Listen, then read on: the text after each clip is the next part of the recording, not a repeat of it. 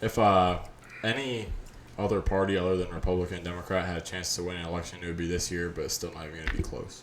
Yeah. No, RFK can take his 3% and pound solely Donald Trump.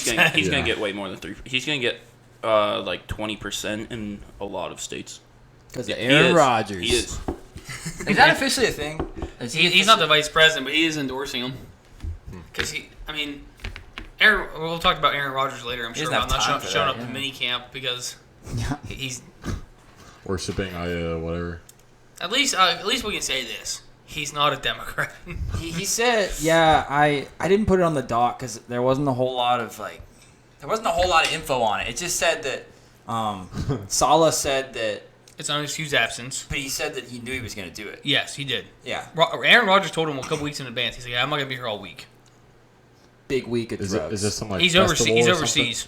No, they haven't released it yet. Colin Cowherd's been talking to people. Like he talked about today. He's overseas and a week event. Isn't he getting fined like $200K for it? I think. It's you think Aaron Rodgers cares? Yeah, probably not. I mean, yeah. What's the name of his drug? It's ayahuasca. Ayahuasca. It's probably some like ayahuasca festival. Because isn't that where he was during the summer? That was a retreat. That was a darkness retreat where he like sat in like. He goes out into the woods. It was like a literal shed that he was in. Yeah. You can rent those on Airbnb though.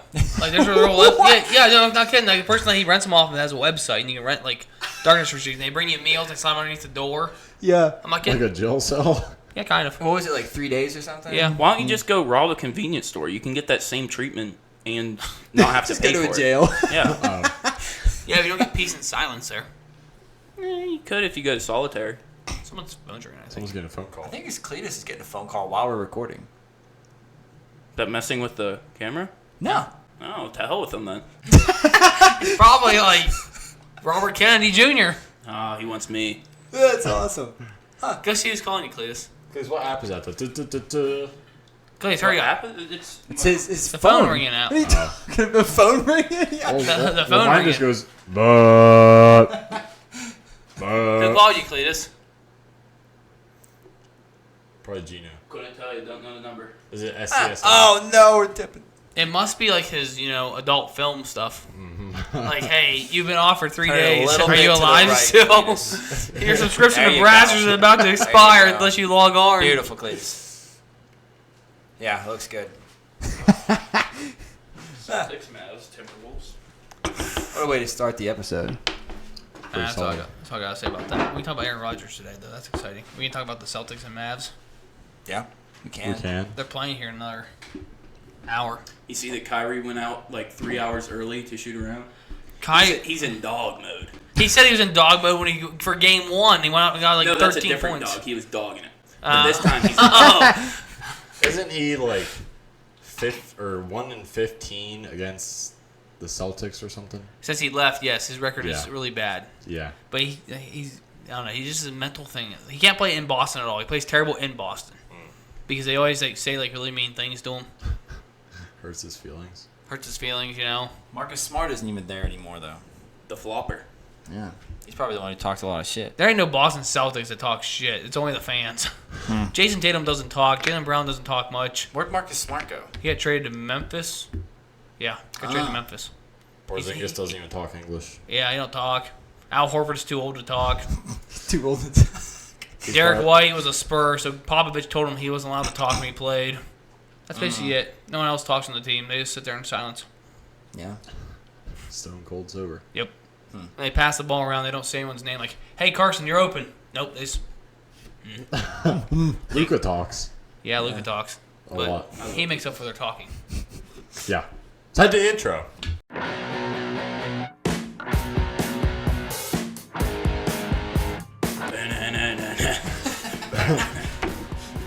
Welcome back to the Last Stop Sports Talk podcast. Today is Wednesday.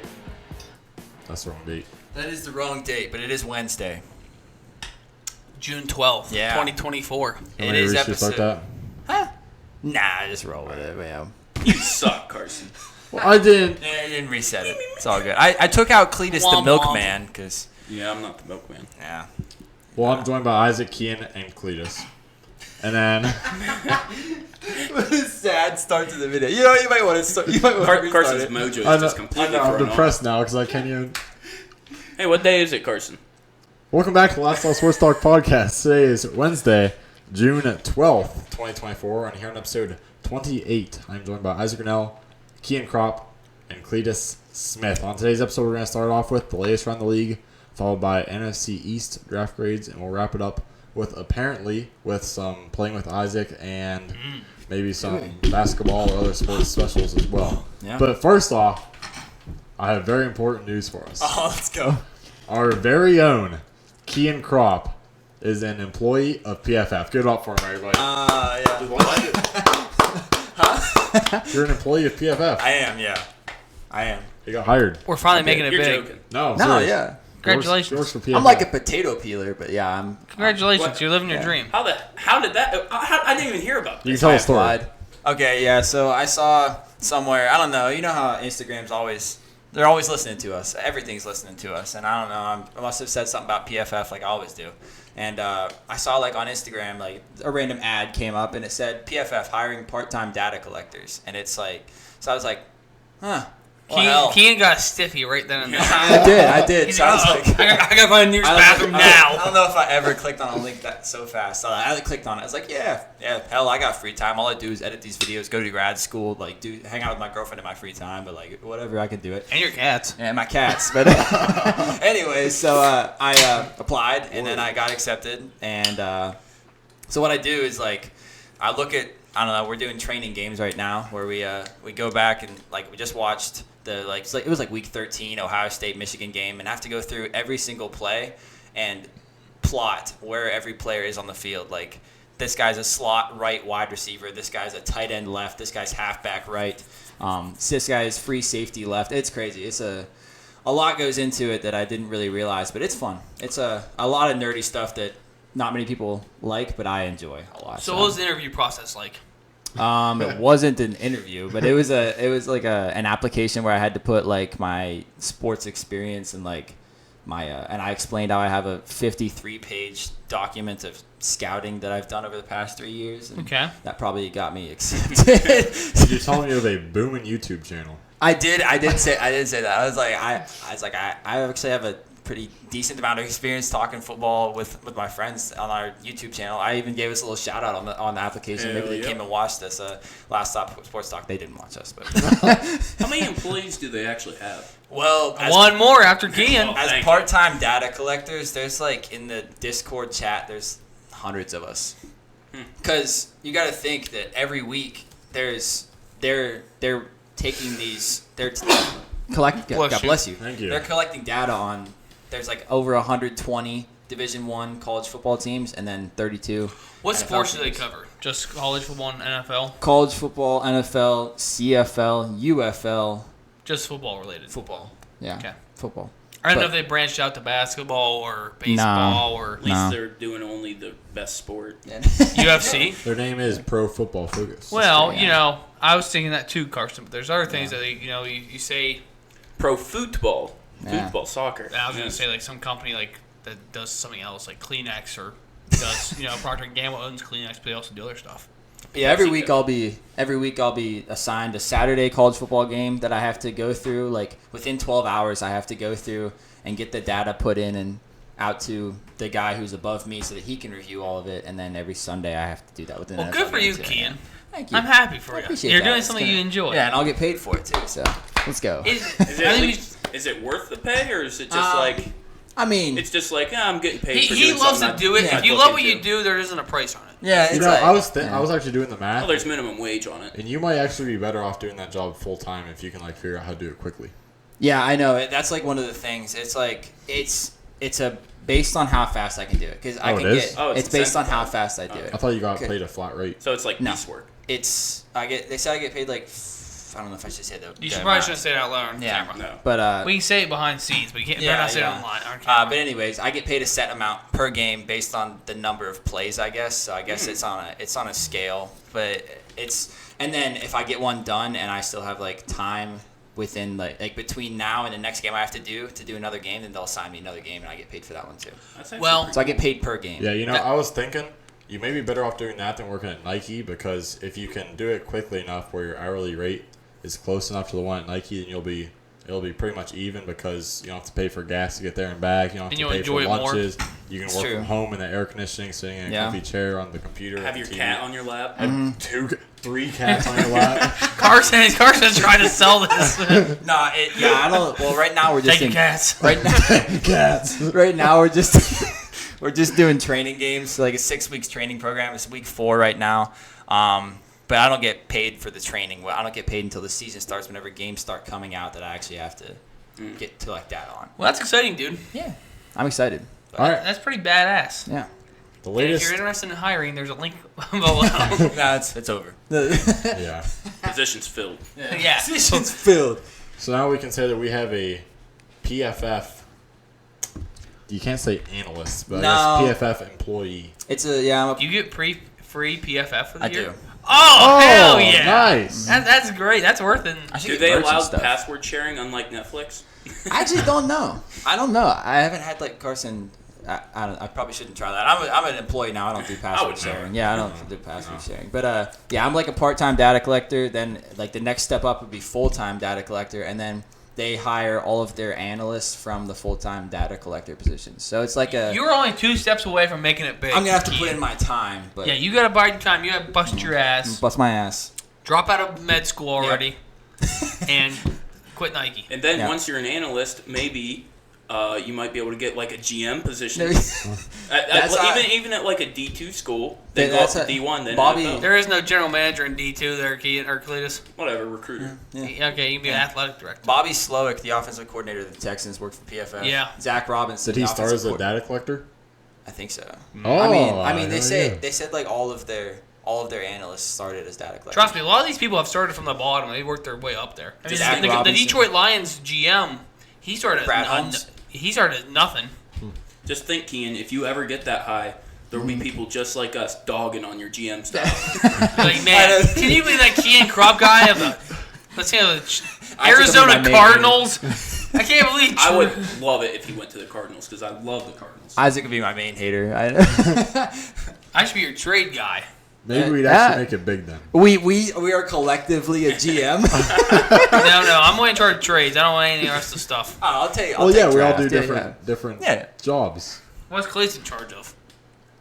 Stump up his ass. He's the what's it called? The sales guy for alcohol. No, like the HR guy, the player happiness guy. I can keep him happy. Yeah.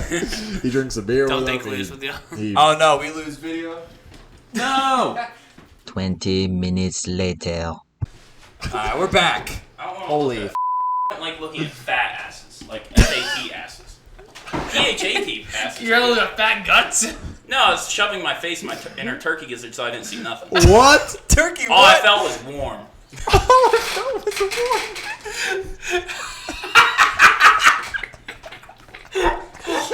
Are you sure you weren't in your belly button? Can we send her an air, please? We just want to say any names. We're on there. We have to cut out the name part. So, Cleus, tell me what you did again with this lady. Nah, I plead the fifth. The turkey what? The turkey gizzard. Well, he just felt the warm belly button, I guess. The warmth. Just felt the warmth. All right, real talk though. If you're gonna do it with a larger lady, you gotta do it doggy style, or reverse cowgirl. Well, folks, we lost we lost video there for a second, so we're back. For a while, actually. And you guys missed us talking about different positions. Talking about turkeys, actually, birds. Actually, I thought we were talking about a different animal. A whale. Beluga. Oh, you guys ever think about how? Okay. Let's think about so My like. face when the turkey gets- I just felt warm. He's not having it. No, He's I've mad now. No, I've checked out this conversation. It's alright, please. Everyone makes a bad decision. I'm at busy one point in looking their at life. Zillow. Okay. It's businessman. Yeah. Back to whatever we're Oh, talking Yeah, about. the latest around the league, finally. Vikings and wide receiver Justin Jefferson agreed to a 4-year, $140 million contract extension with $110 guaranteed, and he is now the highest paid non-quarterback in NFL history. Well, talking about Justin Jefferson, I'm not talking about Cletus. I think this was a good deal. Justin Jefferson is the best receiver in the NFL. If not, if people want to argue that, I would go down to top 3, but I think he is the best. Yeah. And the market's only going to get higher and higher. CD Lamb's probably going to ask for this much money, if not more. And honestly, personally, I'd rather have Justin Jefferson. So I think, honestly, this was a good deal. Plus, you have a rookie quarterback, so you're going to have weapons around to help him. Yeah, I don't like the rookie quarterback, J.J. McCarthy, but he is cheap. No. He's cheap, so they can afford to make this contract Correct. to arguably the best non-QB in the league. Now And that Aaron Donald's gone. They have a good roster outside the quarterback position. They have good weapons. They have good receivers, good tight end, good backs. Defense. Well, their defense is getting better with Brian Brian Flores. They lost a big part of it in Danielle Hunter, though. Yeah. Jamar Chase and CeeDee Lamb are now salivating. Oh, yeah. That's why I Yeah. said this is a good deal. Well, Jamar Chase can even milk it one more year because he Yeah. came into the league 1 year after the Jefferson and Lamb. Yeah. And once T. Higgins is gone. Yeah. Chase is gonna big get hole. Chase is gonna have a hell of a fantasy year, I think. They're not Yeah. letting him go anywhere No, because Joe Burrow and him are BFFs. since day one. Butt buddies. Yeah. Like Cletus and the Turkey Gizzard. Yes. No, he doesn't choose the butt. What the hell? that noise? Did you hear something fall in there? Oh, that's our squatter. Are Bob. people throwing rocks at the roof? I think It's Roy's Roy. on. It's Roy throwing beers at the roof. He just Full came. beers, brand new ones. Hey, I told you guys, gave it up. Yeah. They're like, we don't need this no more. You don't own me, Bush Light. I'm free from your curse. I like the phases of the NFL offseason. There's really like not a whole lot to do. Like along with us too. Like it's summer. It's like everybody's getting off work, like more like vacations and stuff, and going through phases. Cletus is sober. Like Unfortunately. He stopped going to the gym. stop going to the gym. He's looking on Zillow. Yeah. Midlife crisis, really. I'm too old. Dolphins and wide receiver Jalen Waddle agreed to a 3-year, $84.75 million contract extension with $76 guaranteed, and this keeps Waddle in contract with the Dolphins through his age 30 season in 2028. Yeah, I 2028. didn't think Waddle was that old. He's not. Was this an extension off his rookie contract? Mm-hmm. Yeah. I didn't think he was. I thought he was only like 25. I don't even think he's that old. Well, Well, it's a well. 3-year deal. How many years were already on his deal? I know, One? something. Oh, you're right. Yeah, Was there already like I forgot they about might have that. had a year or two left on his deal. When was he They're- drafted? He's drafted in the same draft as Jamar Chase, and Yeah, Yeah. he's right. so there's one more year, and then there's 4 more years. Yeah, because years. 4 more years. Yeah, because on his deal Not this right time. now, he still has 2024 and 2025 left on his rookie deal. Yeah, he's 25. My question is, why did they pay him early? Maybe And- they're trying to same beat reason that. they just paid Justin Jefferson early. Oh, don't Interest. No, Don't- Justin don't- Jefferson's Okay, a year. He came into the league a a year, year before. before. And don't compare Waddle to Justin Jefferson. Well, it's mainly it's mostly because of you got to think about the future in the cap. And Well, how it's Devontae Smith- always going to be going up. Speaking Yeah. of the future in the cap, Amon-Ra's deal is now looking like a steal. Yeah. Yeah. Devontae Smith, I think, was also Waddle and Chase's age. Those guys too. Devontae Smith and AJ Brown are well, not so much AJ Brown, but Devontae Smith's looking like a steal now too. He got paid the same as Waddle, basically. Oh, he did. I don't think these guys are top 10 receivers in the NFL, though. No. Here in 2 years, they won't. I bet you they won't even be top 15 paid. You don't Right, think? wide You don't think receivers. Waddle's top 10? Wide receiver in the NFL? No, No. No. no. I don't know 10 receivers off the top of my head that are ahead. I mean, he's not even the best on his team. No, but his receiving core stacked. I mean, Tyreek Hill. With 2 people. Yeah, two people. Chase Claypool. Tyreek Hill. Oh, no, he's in Buffalo now. No, OBJ and Malik Washington. OBJ Malik was a stud Washington, for yeah. 2 games in If Baltimore. I had a head, I'd throw it. I could easily name 10 guys better than Jalen Waddle. Go. Easily. Yes. Okay. On the fingers. Here we go. Jamar Chase, Yes. Justin Jefferson, Yes. CeeDee Lamb, Yes. Devontae Adams. And I don't know about Devontae Adams. I would take Devontae Adams. I'd take Devontae I Adams, mean, too. even... I would. Even at 30 years old, I'd still take it. I'd take the Did I say Tyreek Hill yet? That's 5. That's 5. That's Amon fine. Ra. That's 6. A.J. Brown. That's 7. Give me... Stephon Diggs. Stephon... No. Give me... Cooper. Yeah, give me Cooper Kupp and Puka Nakua. Puka Nakua. Marvin Maserati Jr. No, I can't say DK. that yet. No. No, God, no. Ayuk. No. Debo. No. Okay, well, I would say Debo, but okay, so we'll say 9. I also wouldn't say Cooper Kupp. George Pickens? You wouldn't say Cooper Kupp? No, Cooper Kupp's getting too old, and he has drop issues. On the first drive. Yeah. Just the first drive. That's when he set the tone, and someone What else. about Cortland Sutton? No. No, God, no. Did you see him at OTAs? That's all I I'm, know. It's dropping I'm every naming ball number thrown one to him. receivers. I think Jalen Waddle's top 10. No. You can't No. name, you can't name 10 ahead of him. You didn't. Scary just did. Terry. No. Yeah, I would put Terry McLaurin ahead of him, yeah. No. What about Calvin Ridley? No. God, no. Christian Kirk. What about Michael Pittman? No. Nah. Christian Kirk's the best argument so far. Michael Pittman's 6'4". Mike Evans. Chris Godwin. Okay, Yeah, I'd maybe say Mike Mike Evans. Evans. I'd say Mike Evans. What about Okay, that's 10. Olave? Travis Kelce. Olave. Okay. Olave. That's very Yeah, close. I'd say Olave. Drake London. Who else is in Atlanta? No. Darnell Moon. Nobody else in Atlanta. I'm going through all the divisions. I'm telling you, he's outside Amari top 10. Cooper? I already It's said close. Cooper. I already said Cooper. I think Cooper's it's very close. close. Cooper's past his prime. Pittsburgh, no. Cincinnati. T. Higgins. Yeah, I put T. Higgins ahead. I would too. My. Bears, you have DJ Moore. DJ Moore's better. Yeah. Keenan Allen. Keenan Allen. That's like No, 15 not guys. Keenan Allen. Yes, Keenan No. Allen. Still at this Keenan Allen's age. going to suck this year, mark my words. Well, Okay, but He's we're- going to be terrible. The only reason he's good is because he's the only person that Herbert throws to. Yeah. He's a product of 13 targets a game. The think shell he's of still DeAndre Hopkins. Yeah, I was saying The shell of Julio Jones. Yeah. Stephon Diggs is closer than you think. I think Diggs Yeah. is almost better without. Yeah, I think I'm No. selling Davis? Stephon Diggs short. He had one bad half of the season. Yeah, this second half of the season has been bad, but other than Yeah. that, he was. Jalen stud. Waddle's way better than him. No. Yes. No. Yes. What does Jalen Waddle do? He's fast. What doesn't he do? All he does is waddle. He's like a slot receiver. He just Yeah, takes he's short great at routes it. and take him to the house. That's all you need. I guess. For a I wouldn't slot say that's receiver. top 10. Yeah. He's quarterback proof because of that. He's not Tyreek Hill. What? You guys anyone else see I that? saw that. Got those in there once in a while just to. Just to get the zoom in. Yep. What? he just went. Trying to think of any other He gave receivers. teeth this time. Some- Anyways, I think he's at least top 11, if not 10. Well, we're going to be ranking our top 10 soon. You're right. Yeah, Anyways, yeah. so- Right, yeah. So Yeah. we will see. 49ers and running back Christian McCaffrey, who's undoubtedly the running back one. I hope we can all agree. Yeah. He's carrying the weight load. We don't really have one in anything else, so.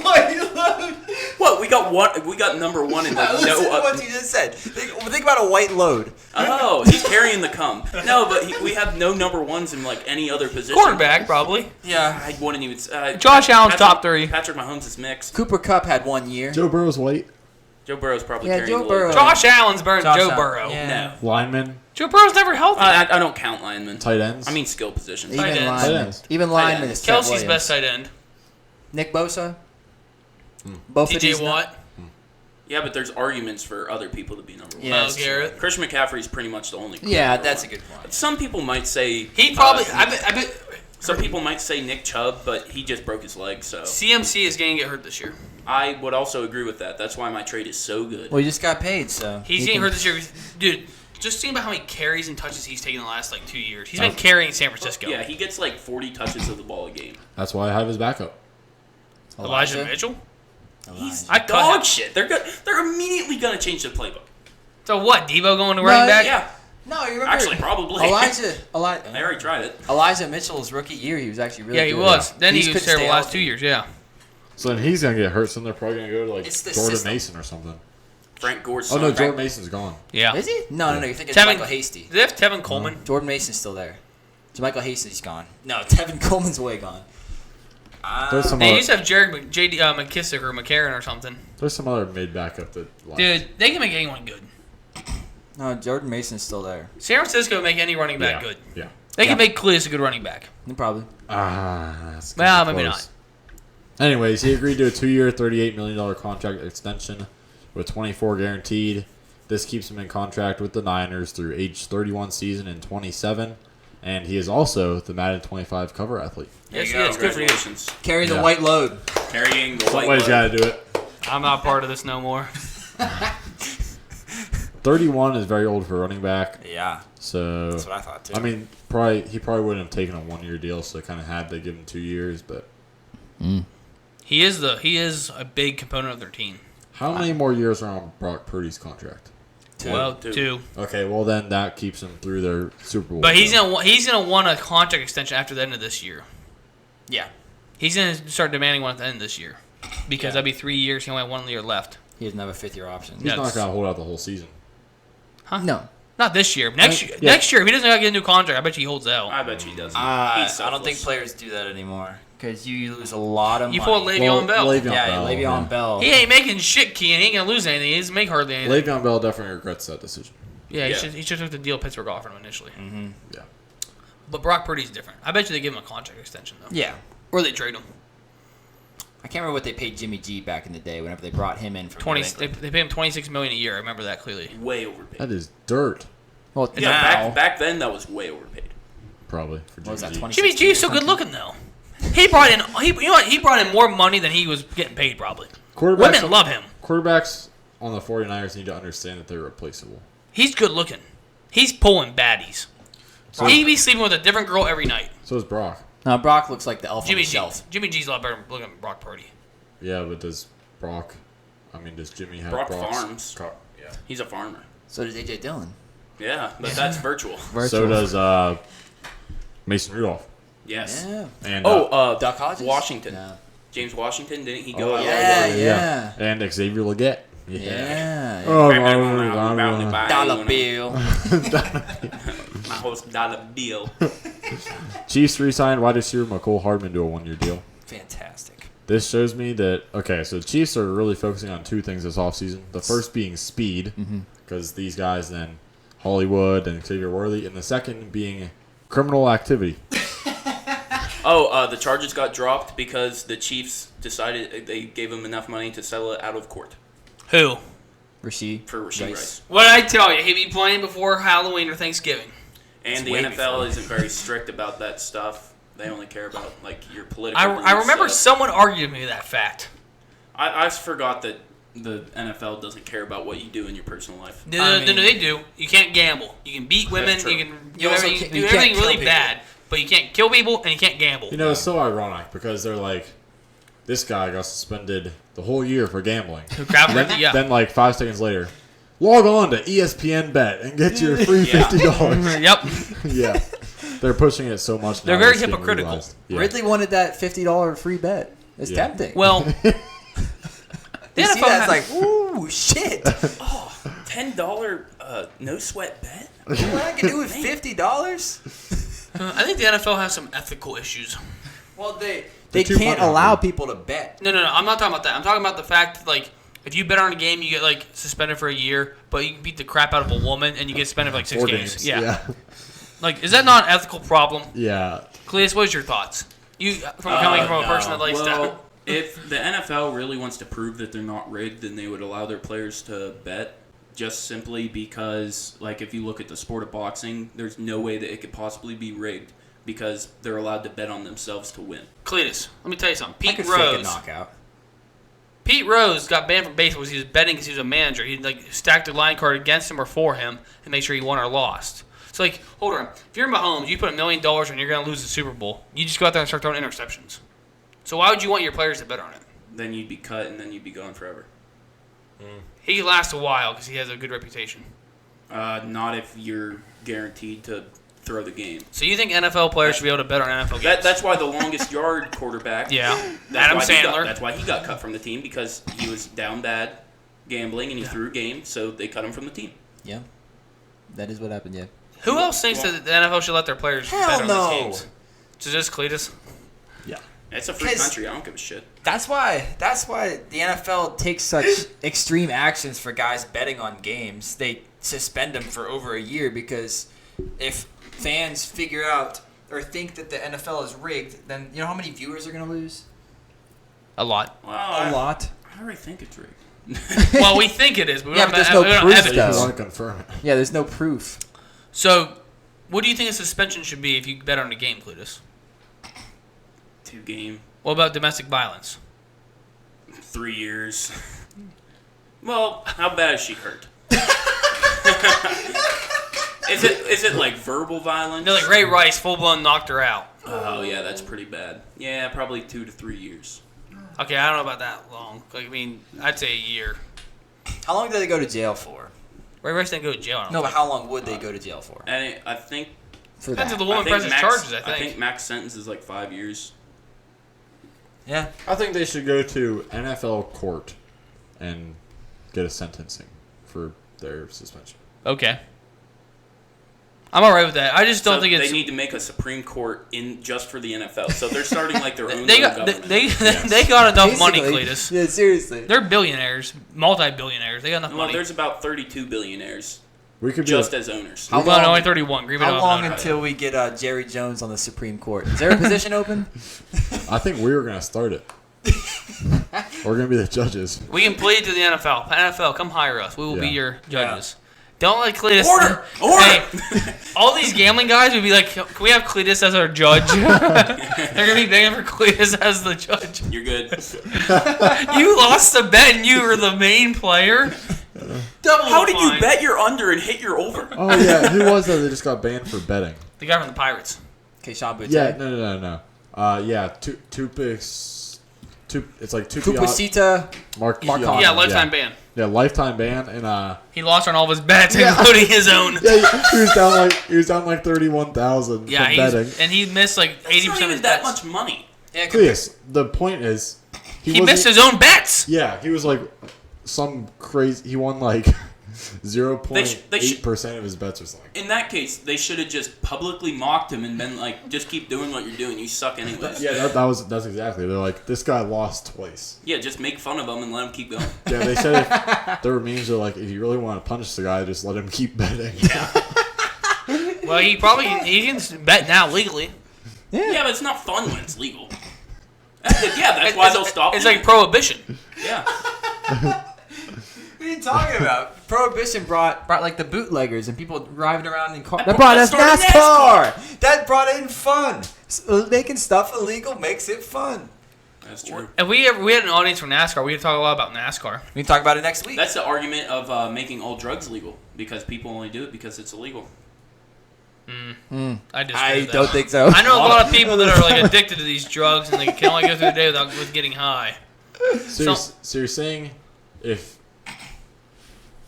beer, I'm saying it's an argument for some So people. you're saying if Yeah. alcohol was illegal, more people would be drinking it? You mean underage Then people? more people would be abusing it, yes. What? I don't think so. Because it'd be like, oh, there's only a limited amount of this. I'm just going to get absolutely shit-faced. I see what he's saying. I do too. It's kind of like sticking your hand in the cookie jar when you're a little kid and your mom says don't stick your hand in the And cookie then jar. you can only go drinking and driving a very limited amount. So you got to go then. Anyways, All right, well, the moving on. Buccaneers signed wide receiver Sterling Shepard to a 1-year deal. He had a big name a couple years ago in New York. Yeah, he just keeps getting hurt. He actually was a good number 2 or like low end 2, Yeah. high end 3. He's just getting passed around. Yeah, he's a good slot. 49ers signed tight end Logan Thomas. Can't believe this guy's still in the NFL. Yeah. Bears re-signed tight end Mercedes Lewis for his 19th NFL season at 40 years old. Yeah, I would say him and Aaron Rodgers competing for the oldest people. This guy plays a lot more. Who signed him? The Bears. Oh. The Bears. The Bears. He's getting passed around, man, the last couple of years. He was in Green Bay for the longest time. He's on the Jags for a while. I think He started his career in the drafted Jags. Then he went to Green Bay. He was there for a long time. Yeah. And last year he was in... Bears. He was on the Bears. He got re-signed. No. The Bears. Steelers signed corner Cam Sutton to a 1-year deal. So I do like this because it's better than what we have, but at the same time, this means that they're not putting Dante Jackson in the slot. Does it? I Cam think Sutton so. plays outside. I think they're going to put him in the slot. Does this mean that they're going to put... No, Cam Sutton's playing in the slot. Yeah. I was going to say an explicit word. I'll just say... Penis. Now you got to edit that out. Yeah, I do. Yeah. I'll be editing the video anyway. That's true. Yeah, you can put a beep in it. Yeah. I like how Cletus added Yeah. that. Does that make you mad, Kian? That does make me mad, because Cam Slutton. I like that. Cam Slutton. Cam Sutton. He's better on the outside, and put Dante Jackson in the damn slot, Tomlin. Nah, Cam Sutton's going to the slot. Bill. Bill signed 2-time NCAA Division I wrestling national champion and 2020 Olympic wrestling gold medalist Gable Steveson as a defensive tackle for a 1 year, $795,000 deal, which is probably the minimum. Good for him. They don't go to the UFC and get beat up, so he's going to go to the NFL. 24 years old, 6'1", 265, had a brief stint in the WWE. He got a gold medal. And he's never played football before. He doesn't need to. He's a very good athlete. He's a dog. Have you watched him, Cletus? You're the wrestling guy here. Yeah, I've watched him. He went to Penn State or Iowa? No. What? Oh, It was, wait, for college? Yeah. Nebraska? No. Those are the big three. It's definitely a Big Ten school. I think it was Iowa State. Well, that's Pac-12. No, he would have went to Iowa. Oh, no, he may have went to Iowa State. Back then, yeah, he probably did. No, Minnesota. Minnesota. Which is a Big Ten school. No. Iowa The State Big were the right Ten- colors. Yeah, Iowa State, I was going to say, that's the right color. Yeah, This I guy knew is it was insanely red. jacked. Isn't yellow. it the same college that Brock Lesnar went to? Or did Brock Lesnar go to Michigan? He went to either Minnesota or Michigan. He went to Minnesota. God, I'm good. So, Cleus, how's this guy going to make out for a defensive tackle? He's going to make out with a couple As a defensive tackle, he's gonna. If they can coach him, if he's easily coached, Which he then probably he is. would be a dog. He would be an absolute dog just because.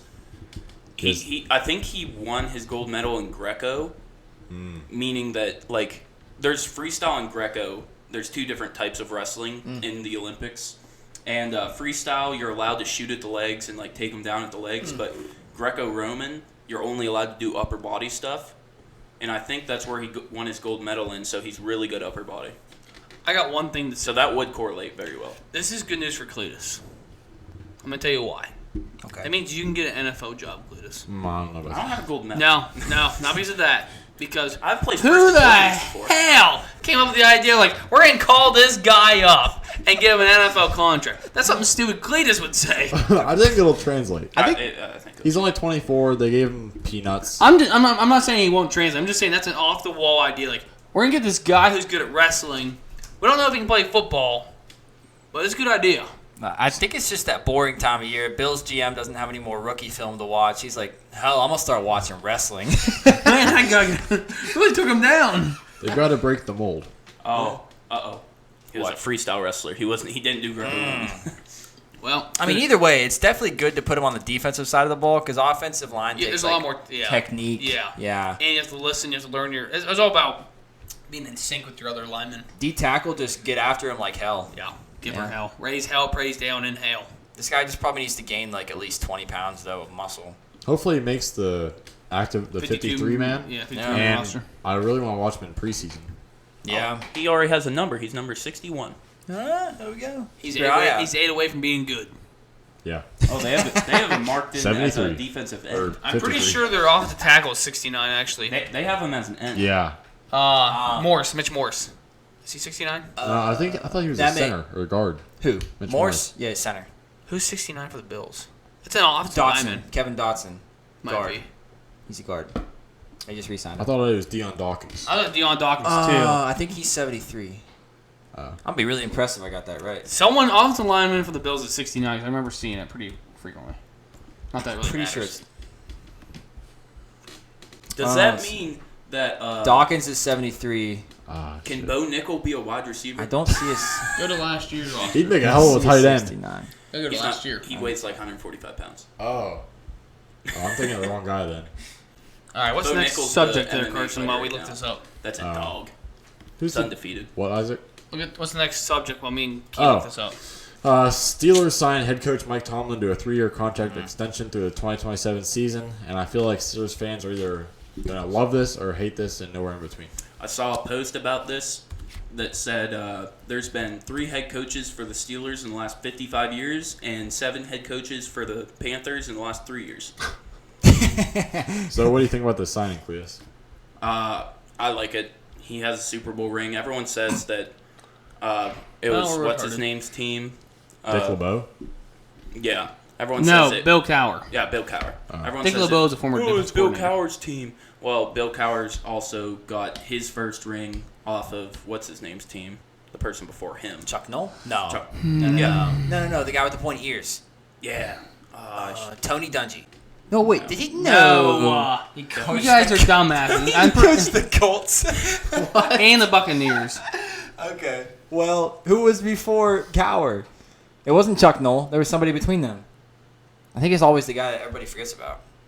He won a lot of Super Bowls. Steelers coaches. Won 4. I'm not a Steelers guy, so. Isaac, what do you think about this signing? And they're committed to mediocrity. Oh, by the way, the That's my Steelers or the number 69 on the Bills was their long snapper that none of us would have known. Well, I guess we're stupid. It was Chuck Noll. Yeah, It Chuck was Noll. Chuck Noll before That's Bill said, though. Cowher. All right. Anyways, I think Tomlin is very good at being average. They gotta get their offensive side of the ball What about right. the year where he started 12-0? And what they do? What about the year 12-5? where he had like 7 first-team All-Pros? He had the Killer Bees. Yeah, that's great there. He also had an offense coordinator at that point, not named Matt Canada. He also had one of the legendary top 10 quarterbacks. He doesn't have a top 10 quarterback right now. He's struggling to find a quarterback in the whole offensive line, and they're all their offensive weapons. Give it time. I love this signing I do too. because he is. With him, we're always going to have a stellar defense. Almost always have a stellar defense, and he just needs to bring in a good offensive coordinator that works well for this team. And if that happens, then this will be great. He will. I don't think Arthur Smith's the answer. He's the I new don't think Bill so either. Belichick outside of the Bill Belichick era. Yeah. Bill I mean, Belichick he was has defensive kinda, minded. He has kind of built I don't really know if you can call it a Steelers dynasty because they've culture. always been. A good culture because a dynasty kind of wins Super Bowls and Tomlin hasn't won that many. He's won 2. Yeah, 2 I guess, but like Hasn't won in. No, Since he 08. He only won 1. He won 2. Yeah. No. No, we won in 15, I thought. What? 15. No, our last Super Bowl was 08. Oh wait. Cardinals? He went Cardinals. to 2. He only won 1. Was the Packers 15? He did. He only won the 1. Bill Cowher won in 05. Yeah. You're right. No, Cletus is right. 05 was Bill Cowher. 08 was Mike Tomlin. Then he lost to Green Bay in 11. Yep. What was 15? The Panthers won it against the Broncos. Yeah. Or no, the Broncos beat the Panthers. My bad. Yeah. Yeah, because That was Cam Newton's MVP year. They went 15-1. and then he didn't dive for that fumble. Yeah, he didn't. He literally just sat there. Was like, Yeah. that's a big. Yeah, I have an MVP. Who gives a shit? That's a lot of movement. But I think it's good for the culture of Pittsburgh. He fits the city of Pittsburgh very well. He does. They got to figure out their offensive side of the ball, or they're going to be 9-8 the rest of their lives, though. Yeah. Browns Good luck. signed head coach Kevin Stefanski and GM Andrew Berry to contract extensions. Now I don't agree with this one. What has Andrew Berry done outside of bring in mid wide receivers and draft terribly? I like And- Kevin Stefanski good. He's brought the Cleveland Browns out of, dog poop. He tried to put him back in with Deshaun Watson.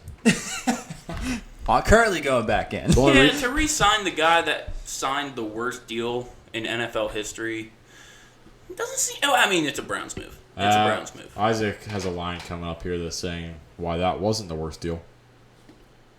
I'm not going to lie. I was zoned out there. What happened? Cleese is saying that Andrew Berry signed the worst deal in NFL history with Deshaun Watson. And you're going to say Daniel Jones. Daniel Jones is worse than that one. Well, I don't know. I don't think so. Deshaun Watson was fully guaranteed. Yeah. You can get How out much? of How much Daniel was Daniel? You can get out of Daniel Jones's at the end After of this this year. year. Yeah, you can get out of that one. Deshaun Watson, you can't get out of. But Deshaun Watson was really good at the beginning of his career. Yeah, but how good does that do for the Browns? Well, they have good highlight tapes of him in a Texans Yes. uniform. Yeah, all in a different uniform. So, and in a Clemson uniform. See, In the You know, ever since they signed that contract, Joe Flacco has been their best quarterback. the Browns would have been better off, no doubt in my mind, if they would have kept Baker Mayfield and all that draft capital. Yeah. Yeah.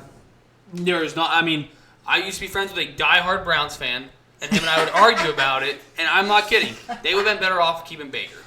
Yeah, no, you're right. Because Baker, the year that he really shit the bed, he was injured, and for some reason his agent must have told him, like, "No, man, you're good. Keep playing. It looks good for you in your contract." It's like, Yeah, and he got screwed because he had those broken ribs. He's out there just hobbling. Just ugh. yeah, he looked terrible. Yeah. Only Matt Stafford. And I'm not can do saying that. Baker could have taken you to the promised land, but you didn't Mike have White. to give him as much money as you did to Deshaun Watson, and you could have kept all the three. I think it was 3 first rounders. Yeah. Remember Yeah. that time that Baker Mayfield had all those commercials? Yeah, he's a commercial guy. Yeah. Now, Baker's very talented. Now He's a it's- top 20 quarterback. now it's Mr. Pfizer. top 20. He's very talented. He's top 20. Yeah. Listen, I'd if say you're the top- 20th best person in the world, that's pretty impressive. That doesn't mean anything whenever you're playing in 32 team league. Okay, but think about this. There is 7 billion people in this world, and he's the 20th best at something. That Okay. doesn't. You're comparing him to like fat 50-year-old Apples and man oranges. who- Yet again, apples and oranges. Listen, It's all about it perspective. could about perspective. He's better than Daniel Jones. Okay. That's not saying a whole lot. You got to put. I don't Okay, think Daniel think Jones about should be what a Cleveland starter. was from like 2000 to like 2015. They were dog shit. Yeah. He at least made them kind of relevant and won them a playoff game. That's funny because they're the dog pound. I'm just saying, you got to take everything with a grain of salt. Like, you got to put it in perspective. Like, the kid that starts out with like in foster care and at least makes a career of himself being an electrician, that's pretty impressive. That's more impressive than the kid that was born a multimillionaire and dies a multimillionaire. Okay, that's not. Baker was a first overall pick. Yeah, but he shouldn't have been. But he was. Okay, so is Brock Purdy. Jamarcus Russell. Brock Purdy started in foster care. Yeah. Well, no, because he was. On No, the he went to Niners. he had a golden spoon in his Yeah. He had Kurt Warner. Okay, Kurt Warner. Yeah, that's yeah. a better one. I would say I don't Tom know. Brady, but he had. What's his name? He got to sit there and watch Drew Bledsoe for a while, and then he also had the great Patriots defense. I hear what you're saying about perspective about how the Browns have been bad, but like I could be the same. Like I could act as the whiny Browns fan. Like how come the Lions can make it work and they were shit for years too?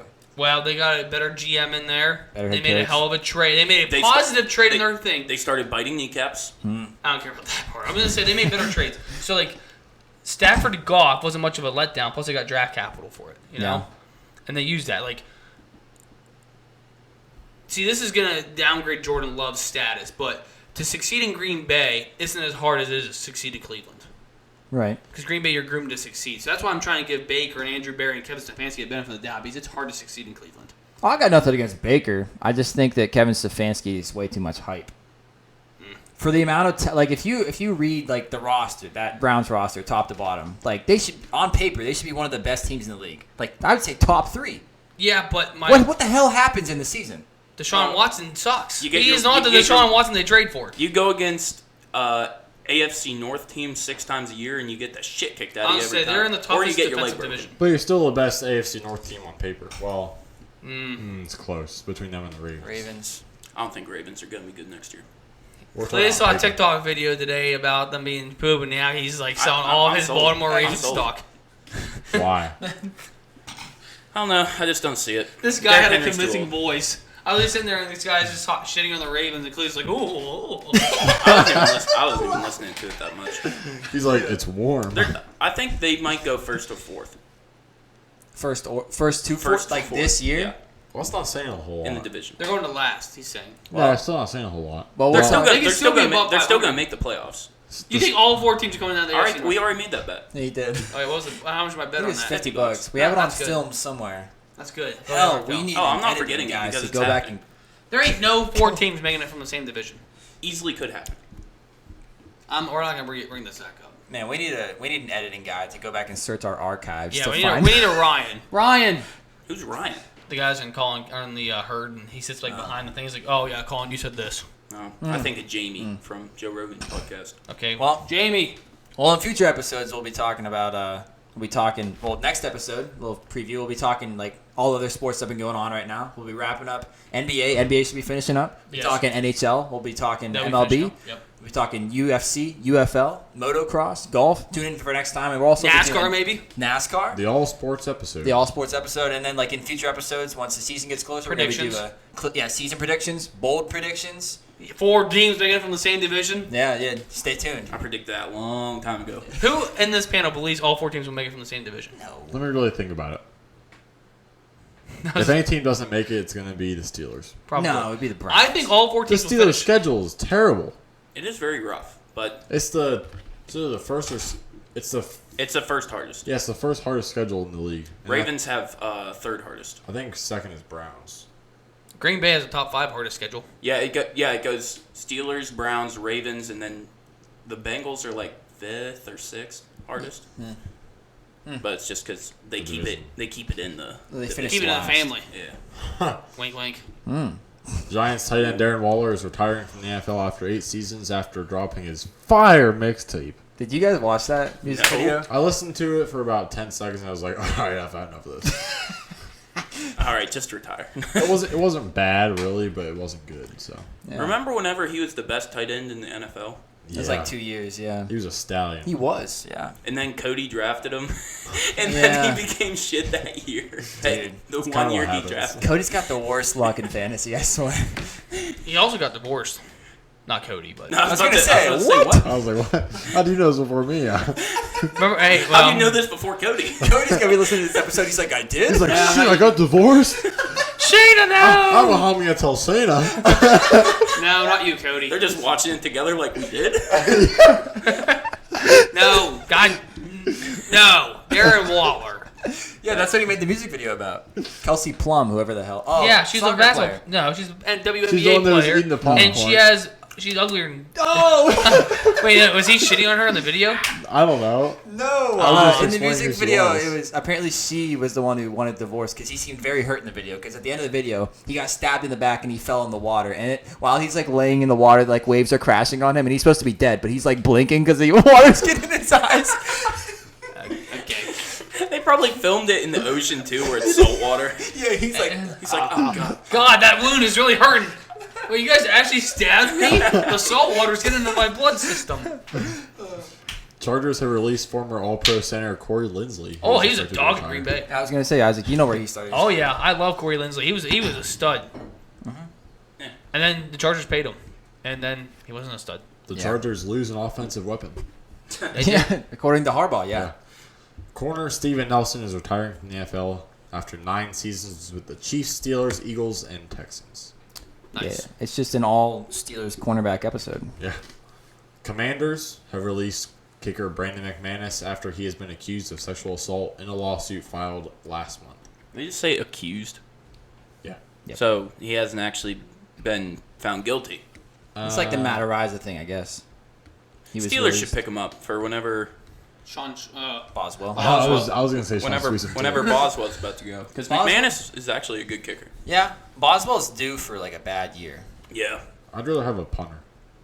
Matt Ariza was a dog. They should have gone and got him. Punt God. No shit. I said that from day one, but they're like, Rams The running Chiefs back. got him though. Don't worry, Cletus. yeah. My Rams favorite ru- team. Running back. Speaking of Chiefs, you know what is strange? The English language is the hardest language in the whole world, and it's not even close. I was thinking about it on the way back from the gym. So I Is was this statistically proven or just your opinion?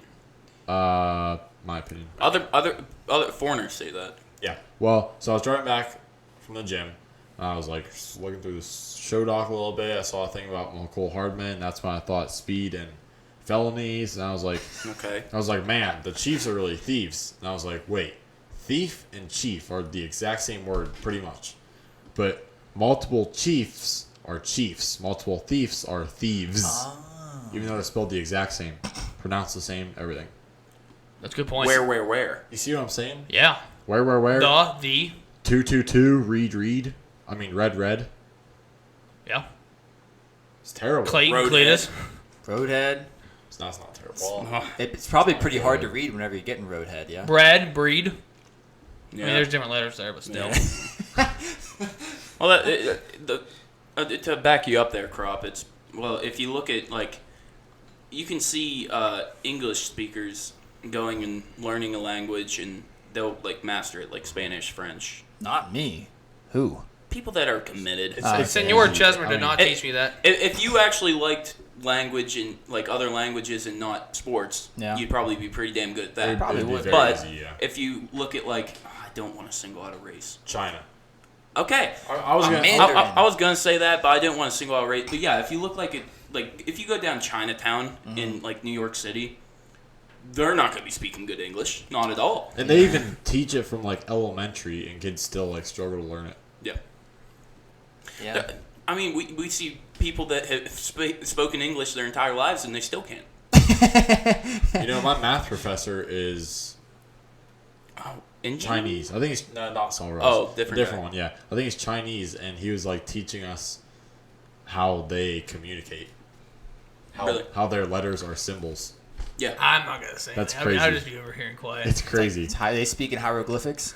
They pretty much do, yeah. Speaking symbols, yeah. How much can you bleep out, Kian? He like drew a couple lines on the board, and he's like, "That means I go to the treehouse," or something like that.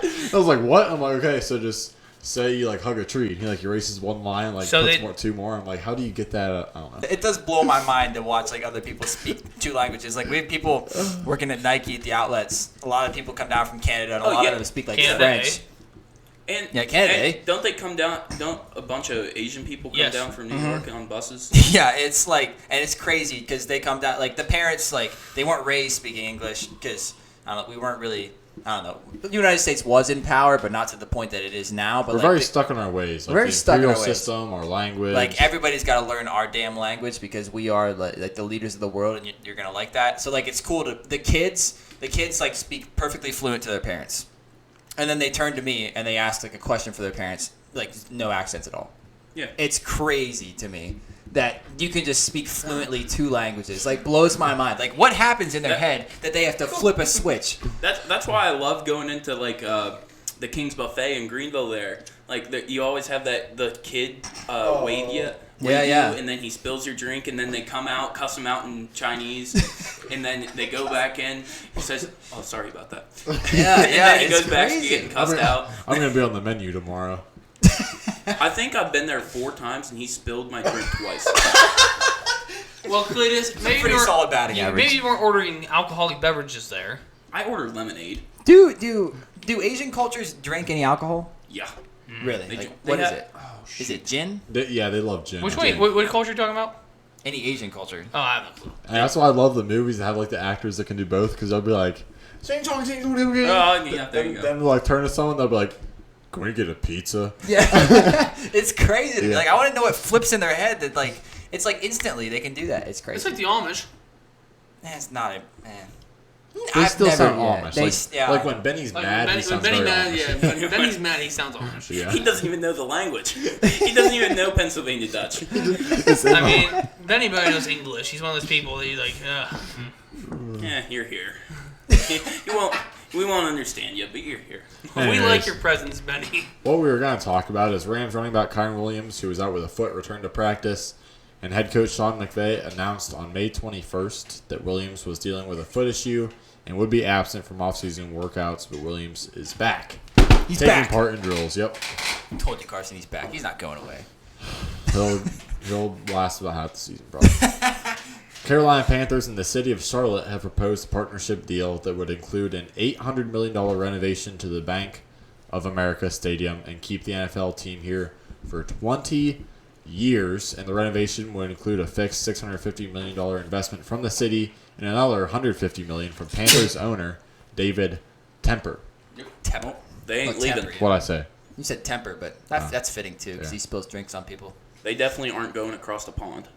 No, I think this is this is a good spot for them because like college football is all in the South, so Yeah. keep this down there. It'll be a good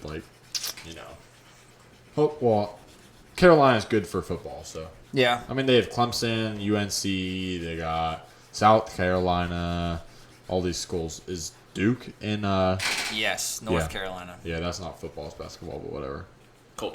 Culture. Yeah, I think this just shows that David Tepper is, even though he hasn't done well so far with the Carolina Panthers, I think this shows that he's committed to. He's done poop.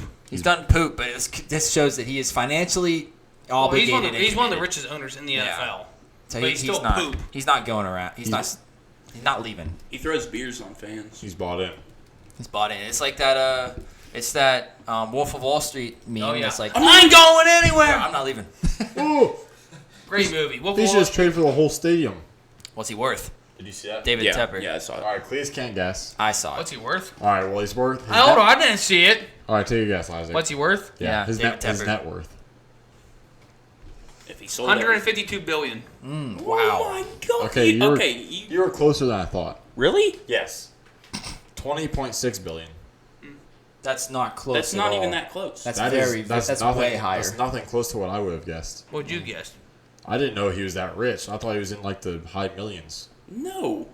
He bought the team for like 1.1 billion. Yeah, he can resell it. That goes into his net worth, I though. wonder how much profit he makes per His year. net worth includes the team. And this is as of June 11th, so that's very accurate. Anyways, Keen, you can get us started with the NFC East draft grades. Yeah, we get started with the NFC East draft grades here. So the first draft, let me just read the draft picks here real first. First round pick was. No, we can just go through them as we see. Okay. Okay. Well, Oklahoma offensive tackle Tyler Guyton For the Cowboys. For the Cowboys, yeah, Cowboys. First round pick, offensive tackle Tyler Guyton out of Oklahoma. Sorry, be better next time. He's a developmental offensive tackle prospect who's never started more than 10 games in a season. He's shown flashes of his potential at 6'8", 322 pounds, but he's been so inconsistent. And now on the Cowboys, it looks like they're going to expect him to start with Tyron Smith now on the Jets, which I don't really know how I feel about that. As a rookie developmental offensive tackle, put him at left tackle, I don't know about that. In a season that they're supposed to be all in, Their second round pick is Western Michigan edge Marshawn Nealand, who is the Draft Brothers consensus edge, tied for fourth. He's a my guy for Cody and Kean, and he's an edge with not much finesse, but he plays very angry and has a great bull rush in pursuit, chasing plays all over the field.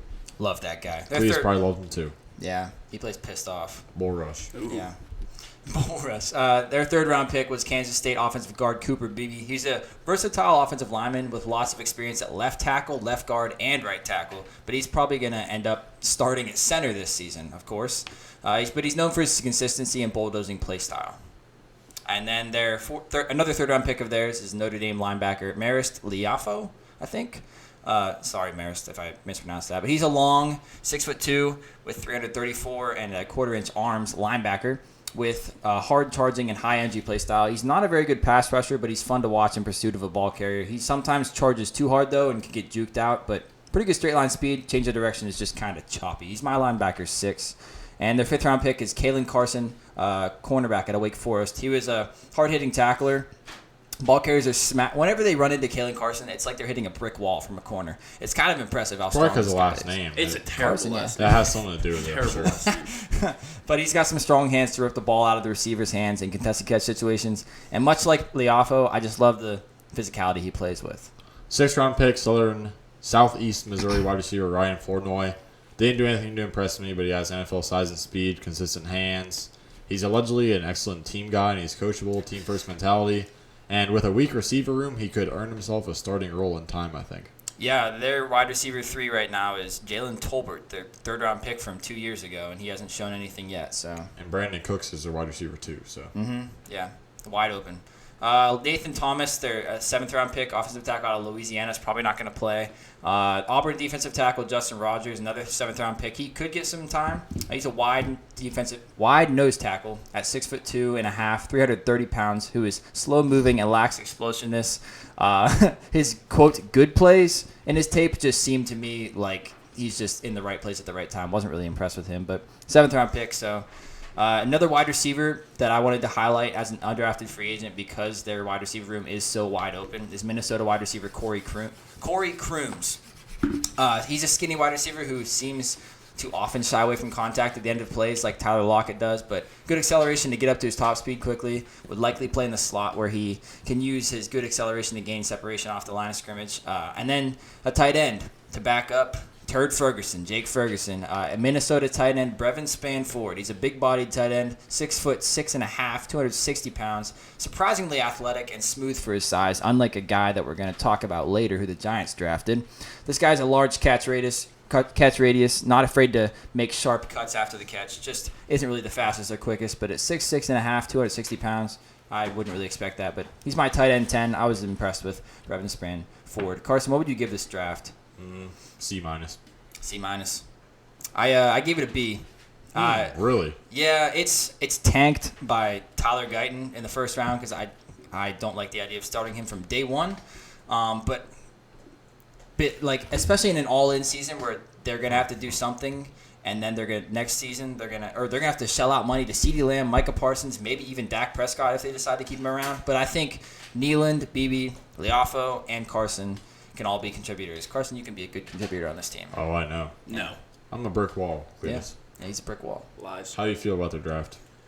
I'll give them a C. I'm also not sold on Guyton. But, yeah, these other guys, Carson's really holding it down. Putting it probably to an F grade. But I like the last name BB, so. Isaac, anything? Dude's a weapon. Lightning would be faster if it didn't zigzag. That's so true, though. That is very true. You need That's to. actually not true because it zigzags because it finds the fastest way to travel through. Oh, is that actually what happens? Yeah, it finds where where the most particles are because where there's more air particles, that's where it travels faster through. Ah. So it wouldn't be faster, Isaac. Well, science lesson for you. You need a different philosophy there. Come up with something good. We'll move on to the Giants. New York Giants first round pick was a hell of a pick. LSU wide receiver Malik Neighbors. He's Kean's, Cody's, and my wide receiver one in the class. Over Marvin Harrison Jr. Over Marvin Harrison Jr. My guy for Cody and myself. And just the easiest and quickest way to describe him is he's great at everything and bad at nothing, but his best attributes are probably his yak and route running. He slides right in as the first option and the focal point of this offense. And my NFL comparison for him is Antonio Brown. That's high praise. Yeah. Not Julio Jones. Not big-bodied like that. He's a bigger Antonio Brown. Second round pick, Minnesota safety Tyler Nubin. He's Kean's safety 1 and my safety 2 of the class. He's a my guy for Kean and Cody. And he's a do-it-all safety with great instinct, size, and length who will be at his best as a ball thief over the top, where he's able to use his anticipation and instincts to be all over the field rather than being tied down in man coverage. And it's good to see the Giants get some help behind their elite defensive line, as he should slide in as a staple of this secondary from day one, I do believe. He should, yeah. I love his play style. Reckless. That's anything I like from a defensive player. My NFL comparison for him is Jaquan Brisker. Ooh, I like that. I like that too. Penn State. Yeah, he's a Penn State safety. He's on the Bears. Bears, now. yeah, starter. I like that a lot. Thank you. All right, the third round pick was Kentucky corner Andrew Phillips. He's a cornerback who plays small, but isn't really small in size for a corner. He's just not a strong tackler, never going to outmuscle anybody. Has to rely on his quickness, jumping, and good timing if he wants to break up passes, which I did see a lot of that on his tape. It was pretty impressive with how small he plays. Dude, climbs all over dudes like a spider monkey, but they don't really move because he's kind of weak. But fourth round pick, Penn State tight end Theo Johnson. This is a guy that the panel did not like. Kean only has him ranked, or Kean does not have him ranked. Oh, no. Kean is the only one with him ranked out of us, sorry, and that is at his tight end 11. Mm-hmm. He's an 8 my guy for Kean and Cody, and he dominated the combine, but unfortunately he's very slow in every direction, won't create separation, just a big body with a large catch radius. Unfortunately, also, he should get some playing time now that Darren Waller retired, but I think he should still be behind Daniel Bellinger. My NFL comparison for him is a smaller Donald Parham Jr. Yeah. Oh, yeah, that's a really good comp. I like giving the comps because then it's not just words and attributes. It helps you visualize someone. I think Parham's more athletic, though, on the field. On the field, yeah, not off. Not off the – not like – Not in underwear. Yeah, right. This next guy I was kind of a fan of, and I think he could get some play time. He's a fifth-round pick out of Purdue, a running back named Tyrone Tracy Jr. He was a converted wide receiver to running back this last season, with his first full season playing running back being last season. He's 5'11", 209 with good contact balance. He sometimes gets knocked backwards so hard, but he often just stays upright. Like, dude just gets plastered backwards, and then he just bounces and stays on his feet. It's weird to watch, but he can also make some sharp and dramatic cuts to make defenders miss. I think he has a legit shot to be the starting running back on this team, with his competition being Devin Singletary and last year's fifth-round pick, Eric Gray. He's my running back 9, Draft Brothers consensus running back 10. But I think now Devin Singletary, I'm probably going to eat my words on this because he came to Buffalo with Brian Dable, and Brian Dable loves Devin Singletary. So maybe Tyrone Tracy won't get as much play time as I hope, but I think he's got talent. Sixth-round pick, Darius Muasau. He's surprisingly good gap fitter and run stopper for a linebacker at 6 foot, 225 pounds, which is small. He's slower in the open field than you would expect for a guy his size, but he's likely not going to be the first defender to the ball carrier, but he is a sure tackler if he can make it there. And then Oregon defensive tackle Casey Rogers as a UDFA. He's a very well-built and lean 6'5", 305 pounds. Successfully executed a fake punt this season, and this guy can move. If this guy would ever get the ball in the open field, not that he's ever going to, but this guy can move at 305. He just seems to rely on a bull rush to try to outmuscle guys and push through offensive linemen too often, and he's not that good at it. I just fear it won't be effective in the NFL with those offensive linemen. But Carson, what do you give this draft? B. And most of that is carried by Malik Neighbors and kind of Tyler Nubin. Other than that, I mean, this team really has so much stuff that they need done, mostly in their secondary. That they. We were talking about the Giants. Yeah. They probably should have re-signed Xavier McKinney then. Well, they brought in Nubin. I think Nubin will fit in fine. I think they Nubin's still good. have any corners or linebackers aren't. They great. should have kept Eli Apple from a couple years ago. Yeah. No, the room got better whenever they got rid of him. Yeah, they get it. Actually, I'm dropping down to a B-. I actually gave it a B+ just because I think Malik Neighbors and Tyler Nubin are slam dunk picks to start off the draft. Andrew Phillips might be okay if he can play in a role that uses his quickness and athleticism. I think Theo Johnson will be a bust. Just say that straight out the gate. But I feel pretty confident that Tyrone Tracy Jr. will also be a good piece for this offense as well. Cletus, Yeah, I'm thinking. you love Neighbors. I do love Neighbors. You love a our lot. neighbors? But I also love Marv. I think Marv was one, but it's very close with Neighbors at 2. But yeah, I'll give them a. Oh, Neighbors is really carrying this, but I'll give them a B. I don't really like any of the other players. Nubin, never seen him. Yeah. But Theo Johnson, yeah, you guys. I agree that he'd probably be a bust. But yeah, I give him a B- or B. Isaac, what philosophy do we have here? If you try to fail and then you succeed, what have you done? You're one lucky SOB. If you try to fail and then succeed on accident, you're one. That's Cletus. Yeah, Cletus is the luckiest man I know. yeah. On to Howie Roseman's Eagles. It's you. No, it's not. It's not me? No. You didn't write about Quinyon Mitchell? No. You highlighted him. Did I? You did. No, he didn't. All right, well, I'll do it on the fly. Quinyon Mitchell, he was my cornerback 1. Carson's cornerback 1 as well, right? Yep. Yeah. Cody, I think, had him down at like number 3. But I think he was consensus our cornerback 1. Anyways, he was my guy for me.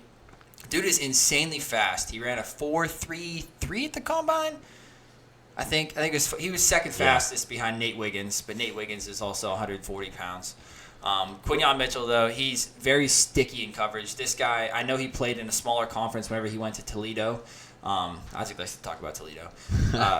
But Quinyon Mitchell is just very sticky in coverage. He's a feisty player. He'll tackle too. But I think that he is the perfect player for this Eagles team that was very desperate at corner last season because they were just bad. James Bradbury and Darius Slay shit the bed, and Quinyon Mitchell has the versatility to play slot or outside, and he has the mindset and feistiness to be a great corner in the NFL, I feel like. He did run a 4.33. Okay. Thank you. Also, on highlight, Cooper DeJean, but I'll do him off the fly. Okay. So, he's a guy that's going to excel in zone coverage, and I don't think he would do anywhere near okay in man. Basically, he would fail in man coverage, I do believe. Yeah. He's not very quick, but he relies on his ball instincts and ball skills. I'm interested to see how the Eagles use him because I hope they put him at box safety maybe or something where he doesn't have to ever play man and he's matched up against maybe tight ends or running backs because he's not quick enough to stick with the receivers on the outside, and the Eagles already have okay corners now with Quinyon, Darius Slay, and Bradbury. If you can get something out of Bradbury and Slay again. Yeah, should so be I good. think they're going to use him as kind of a chess piece in their secondary, which should be the perfect role for him. I agree. I hope they put him back at free safety, put him deep as like the last line of defense, and just let him use his long speed because he doesn't have good quickness. But yeah, like you said, I think he's got long speed and he's got great ball skills. Yeah. I do believe that they came out and said that they mostly want to use him for corner. I guess we'll see what happens. But all he ever played at Iowa was like off zone coverage, and he was good at that because he could make plays on the ball. But other than that, It's Iowa. Of course they're not going to play man coverage. Yeah. They're in the Big Ten with a bunch of white guys. Yeah. Their third-round pick was edge Jalix Hunt out of Houston Christian, very small school. He's a developmental edge with all the physical traits that GMs and coaches dream about, but he's a big project. He seemed kind of lost at times, and without much of a pass rush plan. He's kind of slow off the line of scrimmage, but he needs to learn behind Brandon Graham, Josh Sweat, Bryce Huff and Nolan Smith Jr. So luckily they have guys in front of him who can play so that he doesn't have to immediately. Their 4th-round pick is a guy that I'm in love with. He's the Draft Brothers consensus running back 6, and he's a my guy for Keen and myself. He's the most explosive running back in the class, in my opinion, with great burst, lateral quickness, high energy, running kind of almost as hard as Isaiah Pacheco. He'll probably make his money as a receiving back, unfortunately, instead of a 3-down back, even though he is 206 pounds and he has great route running and hands. And hopefully he will get a chance when Saquon goes down, not if he goes down, when he goes down. And his NFL comp is bold, but he's a budget Christian McCaffrey. He's the same exact height as him. Same skin color. Same skin color. Will Shipley's 4 pounds heavier. Will Shipley has a better athleticism score at the combine. And like Kean said, they're both white. If he gets a chance, he's the next CMC. Yeah, Carson does love this guy. High praise. High praise from Carson. Next guy is Texas A&M wide receiver Anias Smith, who was their 5th-round pick. He's real quick. We say that Malachi Corley is Debo 0.75. This guy's like Debo 0.61. Yeah, this guy just doesn't have the wheels that Debo does. No, yeah, and he has a chance to be the team's receiver 3 as they just signed Devontae Smith and A.J. Brown to huge contracts, but they don't really have much else behind that. And then 5th-round pick, once again, Clemson linebacker Jeremiah Trotter Jr. Kean, Cody, and I have him as our linebacker 3. Football IQ is his greatest asset. He has some speed, mobility, consistency to serve as a serviceable inside linebacker, but for right now, he's just a depth piece in this already great defense. You got a comp for him? Unfortunately, I do not, but He's very small. Just off the top of my head, kind of like a... Ryan Shazier. No, I was going to say kind of like a Patrick Queen that's not as good at coverage maybe, or like that guy on the Chiefs. Willie Gay. No, not Willie. No, Nick Bolton. Yeah, kind of like a Nick Bolton. Troy Bolton. Troy. Right now I can hardly breathe. You can do it, just know that I believe. Put the That's auto-tune on all I really need. Now come on, make me strong. I don't know the words. It's time to turn it up. Game on. Never watched that movie before. Never watched that movie? Never mind. Offensive guard, Michigan offensive guard, Trevor Keegan. He's a 5th-round pick. And NC State center Dylan McMahon, the 6th-round pick. McMahon and Keegan are probably 2 sleepers who could end up starting on the Eagles' offensive line in 2 or 3 seasons because GM Howie Roseman is so good at future-proofing and developing this offensive line. So just remember these names. And then Johnny Wilson, the guy who I think has the better shot to be the wide receiver 3 over Anias Smith, honestly. He's a Florida State wide receiver, 6th-round pick. This guy is humongous at 6'6", 231 pounds. Many draft analysts have spoken about wanting to switch him to tight end, but I think that would be a mistake because this guy is a matchup nightmare for corners. He's got surprisingly good straight line speed, can carry tacklers for a few extra yards every single play, and he has an absolutely insane catch radius because his wingspan is 7 feet and a half an inch. Half inch, that matters, boys. But is he quick or can he cut laterally very well? No. But he knows how to win with his size. He was my wide receiver 19 in a very deep wide receiver class, and I hope that they give him a shot as a wide receiver 3. The Eagles' first UDFA that's notable is Georgia running back Kendall Milton. He's a big-bodied, strong running back who seems slow and unimpressive, didn't have anything exciting, and probably his only chance of making the 53-man roster special teams, and I doubt he even does that. Yeah.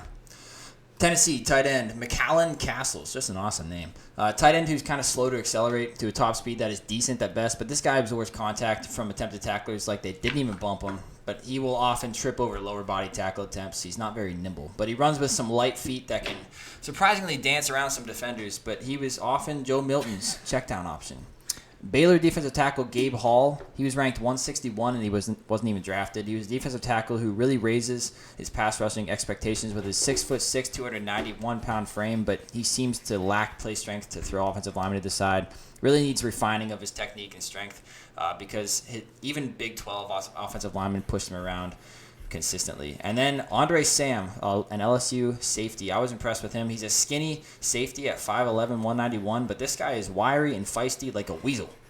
He closes on the ball quickly, brings down ball carriers quickly by wrapping around their legs, plays with enough tenacity that I think he should be fine if he's given an opportunity in the NFL. My comp that I would have for this guy, you guys ever watch Ice Age: Dawn of the Dinosaurs? Yeah. This guy reminds me of Buck. The weasel with yes. the eye patch. Yeah, that guy. He's very skinny. He's wiry, but he'll like wrap you up around the ankles and bring you down immediately. Big dinosaurs. That's what it'll bring down. But I was impressed with Andre Sam. Overall, I gave this class a B, kind of middle of the road, because I feel like the Eagles always do well with drafting for the future, and I think that they added a lot of good pieces here. I love Quinyon Mitchell, Will Shipley, and even I think Jeremiah Trotter Jr., Johnny Wilson, Dylan McMahon, and even Andre Sam can be good NFL players. But I'm not a Cooper DeJean guy, and to take him at 40 overall, I feel like they could get a better cornerback of like, and Kool-Aid McKinstry. Kool-Aid McKinstry went one spot later than him, and if they would have gotten Quinyon and Kool-Aid, they would have had CB1 and CB2 in this class, in my opinion. That would have been absolutely insane. Also, I just don't see it with Jalix Hunt, especially in the top 100. I feel like that was a wasted pick. Carson? A-. Like Quinyon, like Cooper DeJean as a Swiss Army knife in the secondary. I just hope they use him like that. I don't really know a whole lot about Jalix Hunt, but I do love Will Shipley, as I previously said.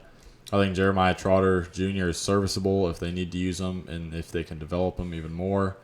Anais Smith has a chance to be a Debo light as well. So, I'd say that I actually would give them an A, straight A, simply because they went into this draft being like, "Ah, shit, our secondary sucks." yeah. So they went out, got I believe it was the fastest corner in the draft, right? Second fastest. Okay, close enough, but best overall. Yeah.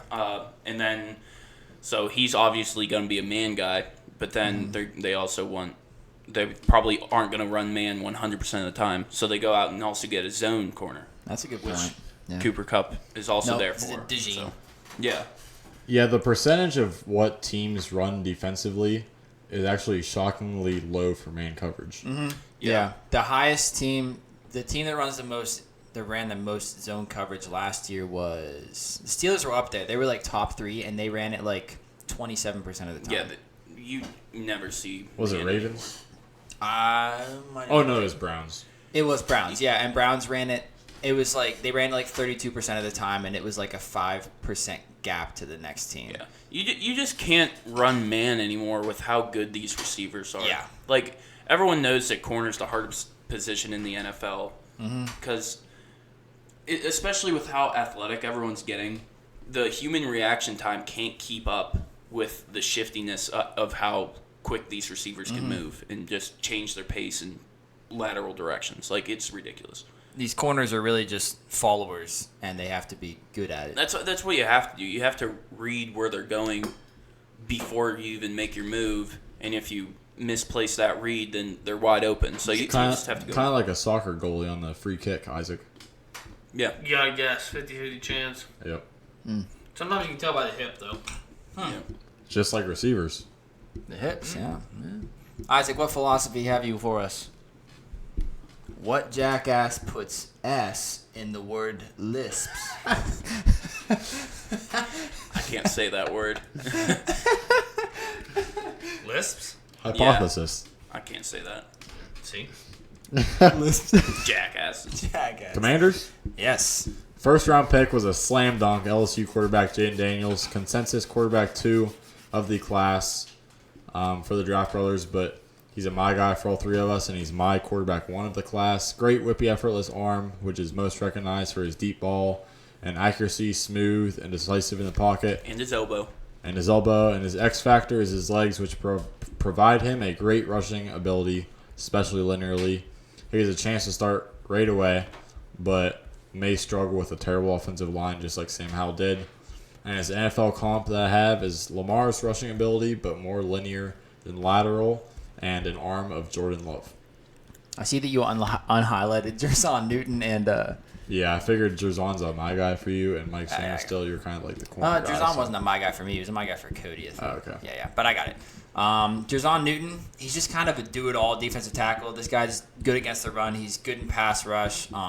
very strong upper body with big arm swats to shed blocks nearly immediately. This guy has the upper body strength to grab the ball carrier with one arm and reel him in, to wrap him up and throw him on the ground. Just a very large tackle radius, especially for a guy at 6'2", 304. But very agile and strong in run support, to laterally move along the defensive line to fill multiple gaps. This guy is surprisingly quick and fast for his size too. And I feel like, well, let's see, did you have him as your defensive tackle 1? You had Byron Murphy? Yeah, 2. Okay, I had him as my defensive tackle 1, and I know that Cody did as well. So he was our consensus. Oh wait, no, I had him as 1. I think. Yeah, so I think we're all the same. I think so. Yep. You're getting there. Yep. Yeah, we all had him as defensive He was tackle 1 across the board. Yeah, I just think this guy is good at everything that you ask him to do as a defensive tackle, and I think that for him to fall below guys like Byron Murphy, and he fell below Tavondre Sweat, he fell below Rook Ororo. That's just disrespectful to me, and I think the Commanders got a steal here. Mikey Sanders still, the Michigan corner, another second-round pick of theirs. He's a guy who is a former corner, or former wide receiver. So watching him play, this guy, it's like he reads the wide receiver's routes immediately. He knows where they're going to go. This guy anticipates so well. Great ball skills, obviously, as a former wide receiver. Cody's my guy for Cody. Cody loves this guy. What do we got for ranks, Carson? Yeah, I'll check real quick. But Yeah. like we were just saying, predicting is becoming so valuable, and watching film and reading routes. And I feel like this guy spends a lot of time in the film room. He definitely does. He is my corner 5, your corner 8, and Cody's corner 4 for a consensus corner 5. Yeah. We do overall like Mikey Sanders still. He is going to be a slot corner. He's not an outside guy. Now, the Commanders badly need an outside guy, but they also badly needed an inside guy. So Mikey Sanders still is going to fill a big part of their defense. Their third second-round pick of the draft was for Kansas State tight end Ben Sinnott. He was tight end 2 across the board for us, and he's a my guy for Cody and I. He's a former fullback that has good speed, route runner, yard after catch, and he's a great tackle breaker. And aside from Zach Ertz signing, he has a clear path to playing time and hopefully usage. And my NFL comp for him is a more athletic Connor Hayward and a smaller Sam Laporta. Yeah, I like that a lot. Yeah, I know you and Cody talked him up a lot. I think this guy is going to fit right in. He's going to be needed now that Logan Thomas is gone. Yep. Brandon Coleman, a TCU offensive tackle, their first third-round pick. This guy is probably going to end up starting immediately on this rough offensive line because we saw what they were last year. But he's not the best athlete, but this guy plays with sound technique and accurate hands. Their second third-round pick of the draft was for Rice wide receiver Luke McCaffrey, and this is a guy that Key and I are both very low on. He's a big slot receiver who's slow, doesn't create separation. He had some one-handed catch highlights, but aside from that, I think he's just mooching off the family name right now. And unfortunately, I think he may end up getting some playing time in the slot, actually, because they don't really have a whole lot else. And my NFL comp for him is none, because people are similar to him are either on the bench or in the UFL. Yeah. So. Yeah, the amount of times this guy got his helmet knocked off was insane. Yeah. Now, like, he holds on to the ball through contract, though, but He doesn't tighten up that chin strap. facts. Their first fifth round pick, is Temple linebacker Jordan McGee. He's a linebacker who turns downhill fast to try to make tackles in the backfield. He might not be the most predictive, but he cuts and beelines to the ball carrier when he sees an opportunity. Good change of direction and stop and go ability, but I fear that saved him sometimes when he misread a play. He just kind of relied on his speed. I don't know if he can do that in the NFL. Now, Dominique Hampton, Washington safety, their second fifth round pick. I didn't watch any film on Dominique Hampton until last week. But man, Carson, I freaking love this guy. Carson, what type of defensive player do I like? Like, what traits do I like them to have? Hard hitting, hard playing, take risks. Yeah. Pissed off. Yeah. Yeah. Well, this guy is a big safety, 6'2", 215, and this guy is a full speed, lower the shoulder, hard hitting safety who is fun to watch. This guy can stop a ball carrier in his tracks with strength and momentum. This guy has solid closing speed in pursuit and in coverage. I'm just very intrigued by this guy's reckless play style because that's what I like my defensive players to like. And to get him in the fifth round, that's just a big, hard hitting safety who's gonna punish ball carriers. I Like love that Jamal movie. Adams. Like Jamal Adams, man. Yeah, I guess so. There's a good NFL comp. Yeah, I guess. This guy can cover, though. This guy can cover better than that. That'd be disrespectful to Dom. That'd be disrespectful to Jamal Adams. The guy hasn't played a snap yet. Yeah. Where did he get drafted at? Jamal Adams? Yeah. He was a First first round. rounder. Okay. To the Jets. Yeah. Correct. He actually might have been top 10. I think he was. I think. I'll look for it. What college did he go to? Texas Tech. That sounds about right. I don't think so. Keep going, Kian. Okay. Their final pick, 7th rounder, Javonte Jean-Baptiste, a Notre Dame edge. He's a long speed rusher, built LSU. LSU. What overall?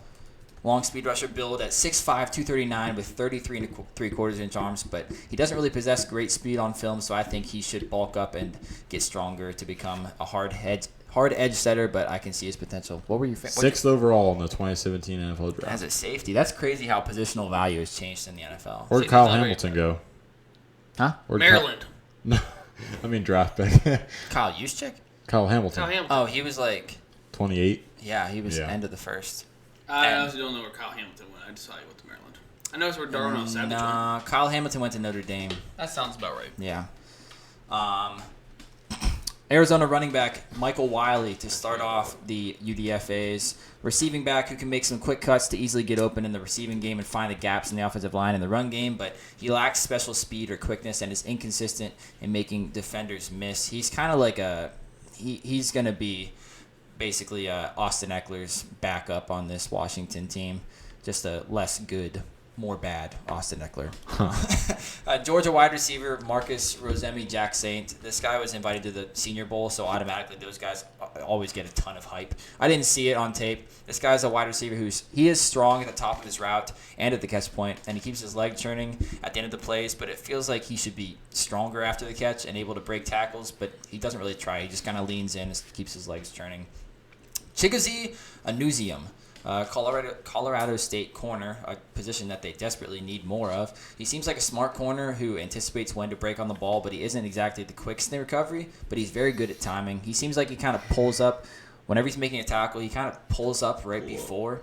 I just wanted to play with more tenacity. Pitt, a local corner, A.J. Woods. He's a 5'9" corner who lacks long speed and seems like he just is a step too slow to react to the wide receiver, unable to help much of the tackler either. This guy's probably going to get cut, in my opinion. And then Texas Tech safety Tyler Owens. This guy is a freak athlete safety who jumped the second longest broad jump distance in the history of the NFL Combine at 6'2", 216 pounds. So at 216 pounds, this guy jumped 12'2", I think, and the record was 12'3", set by, I can't remember, why is it, Byron Jones. And Byron Jones was 190. And this guy's carrying 25 more pounds than him, which makes it even more impressive. But this guy's best suited closer to the line of scrimmage where he can be a strong tackler because he can get beat deep at free safety with kind of slow acceleration and slow reactions to the ball in the air. Carson, what do you think of this draft? I'm going to put it on an A, very close to an A+, but the only thing keeping them from an A+ is the Luke McCaffrey pick. They kind of revamped You don't like Luke McCaffrey pick? I That was hate it. Mink Slaper of the life. Yeah, sorry, Mink, I hate him. Happy birthday to Sarah, though. Happy birthday, Jared's girlfriend Sarah. Yes. I wish they would have spent that pick elsewhere, like protecting the new quarterback. Even though they kind of tried to rebuild this offensive line, they just sent out trash and brought in mid. So, I don't know. They could have went elsewhere with that, and if they did that, then they would probably be an A+, but that knocks them down to an A. Yeah. I think this is one of the best draft classes this year. This is one of the best draft classes this year. Was that Pepsi or water? Water. It may be even the best, arguably. Out of their 9 draft picks, I feel like they got 7 really good, some of them possibly even great impact players. I think Jalen Daniels is going to be great. Yeah.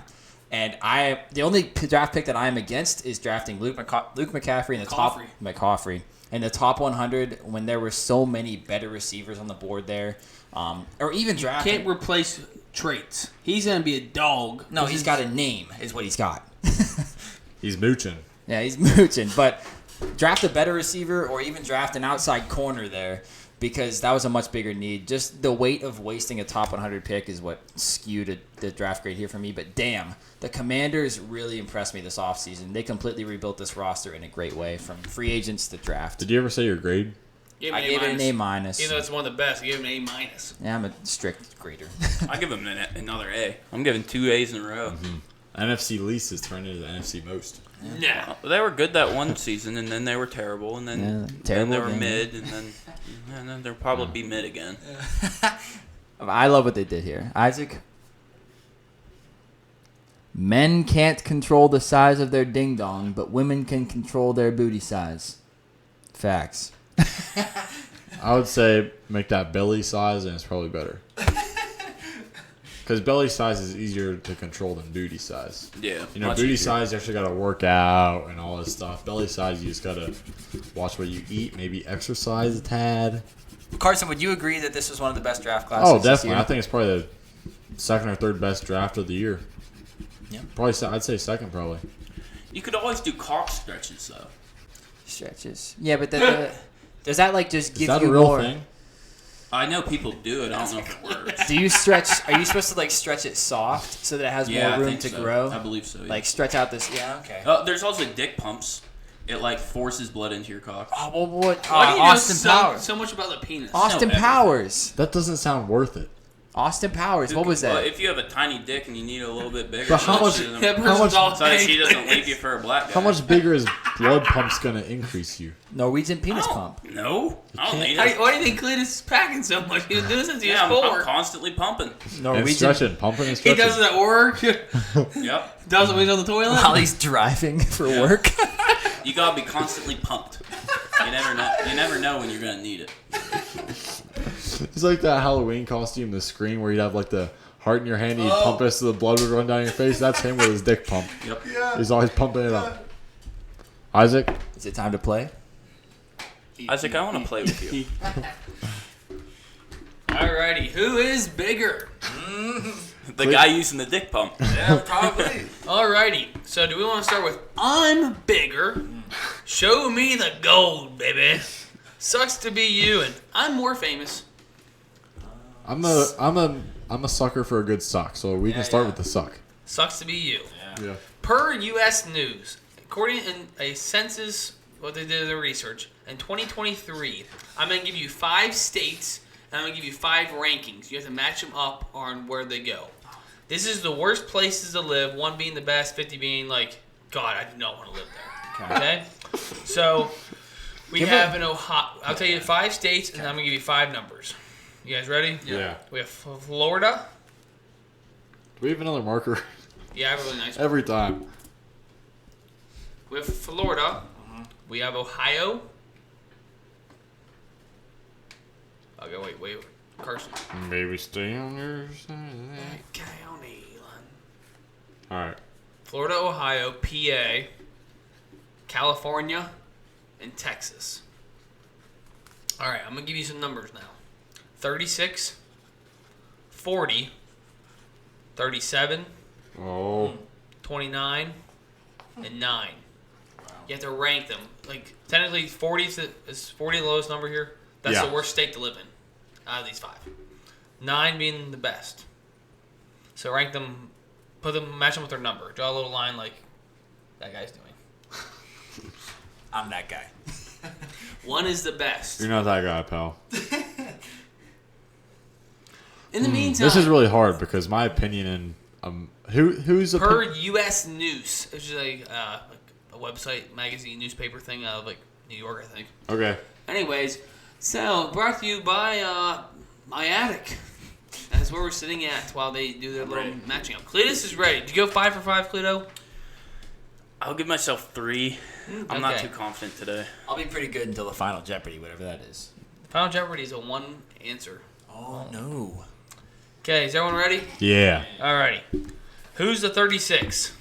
I guess I'll go first. Wait, why are we going 36? Okay, who's number 9? Number 9, I have Pennsylvania. Number 9, I got Pennsylvania. Number 29, I got Texas. Number 36, I got California. Number 37, I got Ohio. Number 40, I got Florida. You have 1 point. All right. Number 9, I got California. Okay. 29, I got PA. Okay. 36, I got Florida. Okay. 37 is Texas, and 40 is Ohio. You got 0. Cleto. Darn. All right. Number 9, Florida. Number 29, right? Yeah, Texas. Number 36, PA. Number 37, Cali. Number 40, Ohio. Holy cow. He got 3 of the 5. He mixed up. Ohio. He got Florida was 9. Number 29 was Texas. You got that right. Yeah. 36 is Ohio. 37 is California. 40 is PA. So We're what's lower than Ohio. What are we doing here? what's number 9?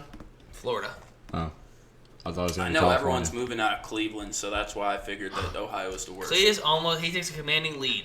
Number Wow. 1 was Utah, I believe. There's a bunch of states out in the Midwest. That's because all those guys want multiple wives. Yeah. Okay. All right. So now we have I'm bigger. Show me the gold, baby. And I'm more famous. Gold. Okay. Carson says, show me the gold. The 2020 Olympics in Tokyo, which I didn't think we had these, but according to my research, we did. It was in 2021. Oh, it was? Oh, thanks, Ken. All right. I'm going to give you numbers of gold medals and countries. You have to line them up again. Oh ho ho. So we have the United Kingdom, Russia, the USA, Japan, and China. The numbers we have 38, 27, 39, 20, and 22. And now you guys can all look forward to watching the 2024 Olympics, where something that should have been talked about on our show today was Caitlin Clark got snubbed from the U.S. women's team, and that is complete bullshit. We're going to save that for next week. Diana Taurasi should go pound salt and stop being a mean person. I'm ready. Caitlin Clark should have made the team. All right, Cletus is ready. I think I got a 5 out of 5 here. You could have. But anyways, Caitlin Clark should have made the Olympic team. Next week we're going to talk about it, and I'm pissed.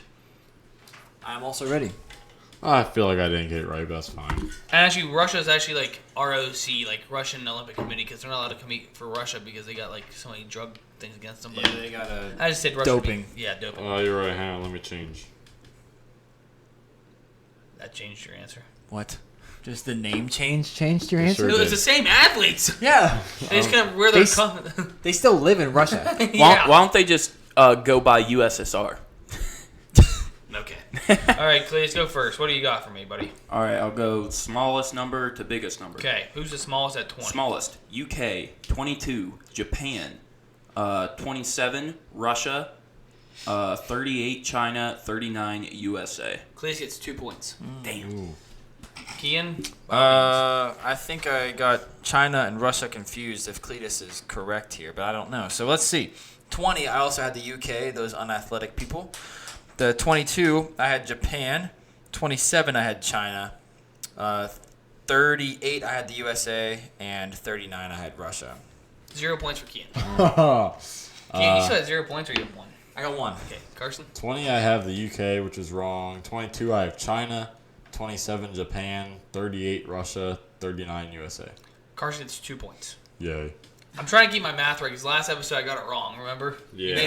I did my math wrong. What was yours there? So USA had 39. Yeah. China had 38. Yep.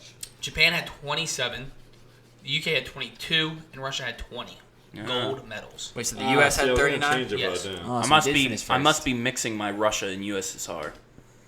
Okay. Yeah, me so too. we have I'm bigger and I'm more famous. I'm bigger. The economy based on GDP, gross domestic products. Oh, yeah. So we have 5 countries here and 5 rankings. We have Canada A, USA, China, Brazil, and Germany. The numbers we have are number 1, number 3, number 2, number 8, and number 10. GDP of 2023. Okay. How big is your economy?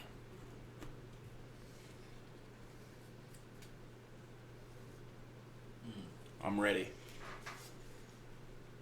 I'm pretty confident. I hope someone on this panel is confident.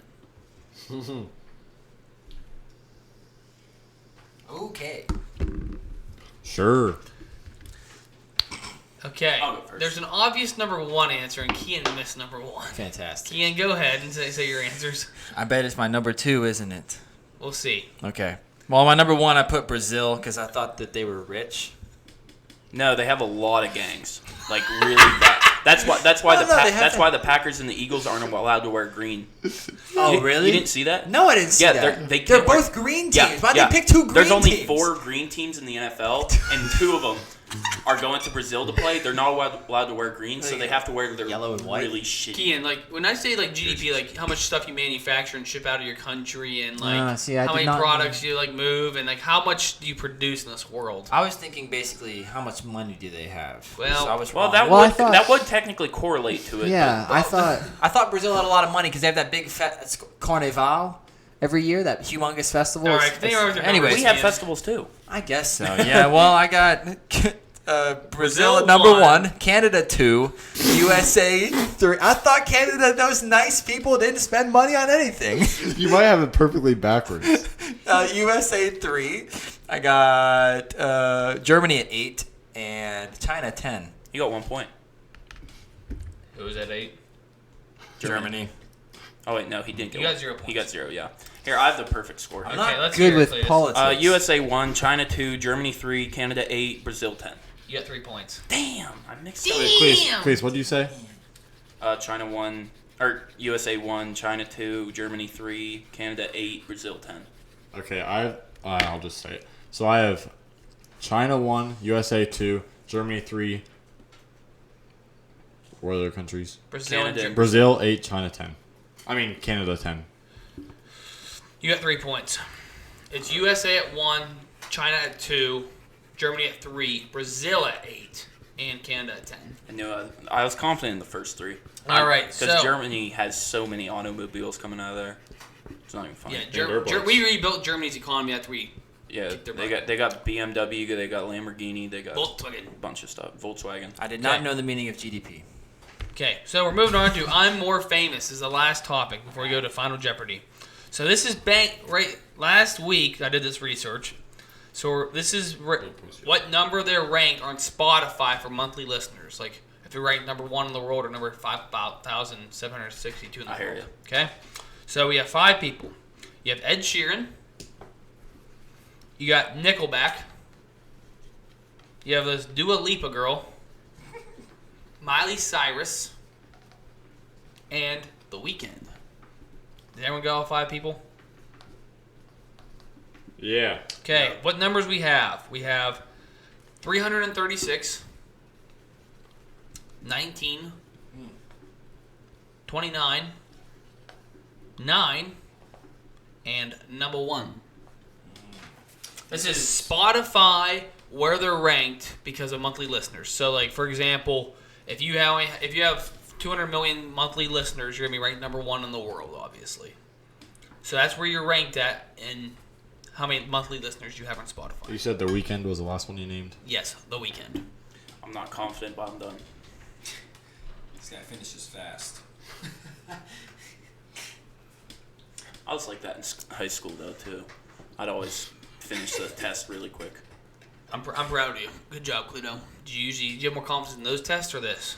This is world, not USA. This is the world. Meaning that like, what's that South Korean group? Well, I gave you what number rankings are. There's the number 1 person in the world is on this list. Yeah, but BTS. BTS. Yeah, BTS would be up there just because they have a more worldwide thing. Yeah.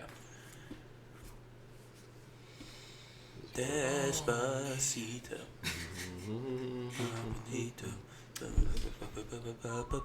Because we all just want to be a big That's rock star. That's Nickelback. They're on the list. Okay, I'm not confident. Alrighty. Carson, you ready? Yeah. Cletus can go first. Cletus, what we got for whatever you want to do? Number 1, The Weeknd, Okay. because I know he has the most platinum singles of all time. Okay.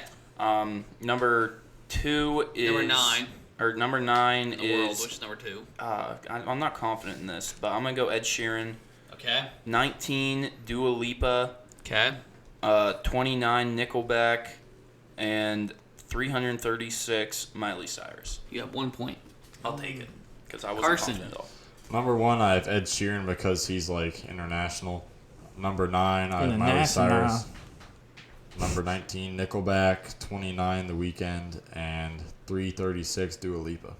You have 0 points. Shit. All right, I got 1 point right now, so let's bring up the rear here. I don't think I can lose. The Weeknd is number 1. Miley Cyrus at number 9. Dua Lipa at 19. Ed Sheeran at 29. And Nickelback at 336. Keen got 2 points. Yeah. Oh. Number 1 in the world is The Weeknd. Number 9 in the world is Dua Lipa. 19 Ed Sheeran. 29 Miley Cyrus. And 336 Nickelback. Alrighty. So no one look at each other's points. So Cletus has to bet some money. And Final Jeopardy. The topic is the NBA. Oh, man. I'm actually pretty. So make your bets now. Oh, man. This is going to be another shit show. How does the Final Jeopardy? Is it only one answer? Yep, there's only one answer. Can we try hockey again? Oh, next week. Next week we'll talk hockey. Everyone Alright. make your wagers. Yeah. Is there everyone have it written on their board? Yep. We'll flip it around so we don't cheat. I'm betting all 3 of my points. I'm betting 3 of my 9. All 5. Okay. The question is, who was the NBA Finals MVP in the year 2014? 2014, and I will not tell you who won the title. Yeah, I was going to say I was about that. Will that give it away? The Finals MVP in 2014. I can tell you. Should I tell you the 2 teams that played in it? No. No. Probably. Yeah, No, do not. Okay. Because I think I might be able to get this. 2014? I watch a lot of TikTok. Crawford have to look at- I watch an unhealthy amount of TikTok. Okay, the Finals MVP in 2014. You guys don't I'll give wanna you a get the hint. 2 This teams? man has won 2 Finals MVPs in his career. This being the first one, Yeah, that doesn't really help me. and he is still active in the NBA. Okay. Okay, that helps because that changes my answer. You guys want any other hints? No. I'll take them all. No. He is. Well, this is only gonna help Cletus probably. What hint did you like? I can give you how many teams he's played for. Give me how many teams he's played. No, I can give you the teams that played in the finals that year. For. No, that's Yeah, that'd be one's way too too easy. easy. That's Way too too easy. easy. You're outnumbered, Carson. What do you want, Cam? I guess we'll go with the number of teams he's played for. He has played for 3 NBA teams. He is on his 3rd as we speak. I thought you were going to say 13. He's played for 3. Ryan. He won this on his first one, and he's won one on his second one, but he has not won one on his third one.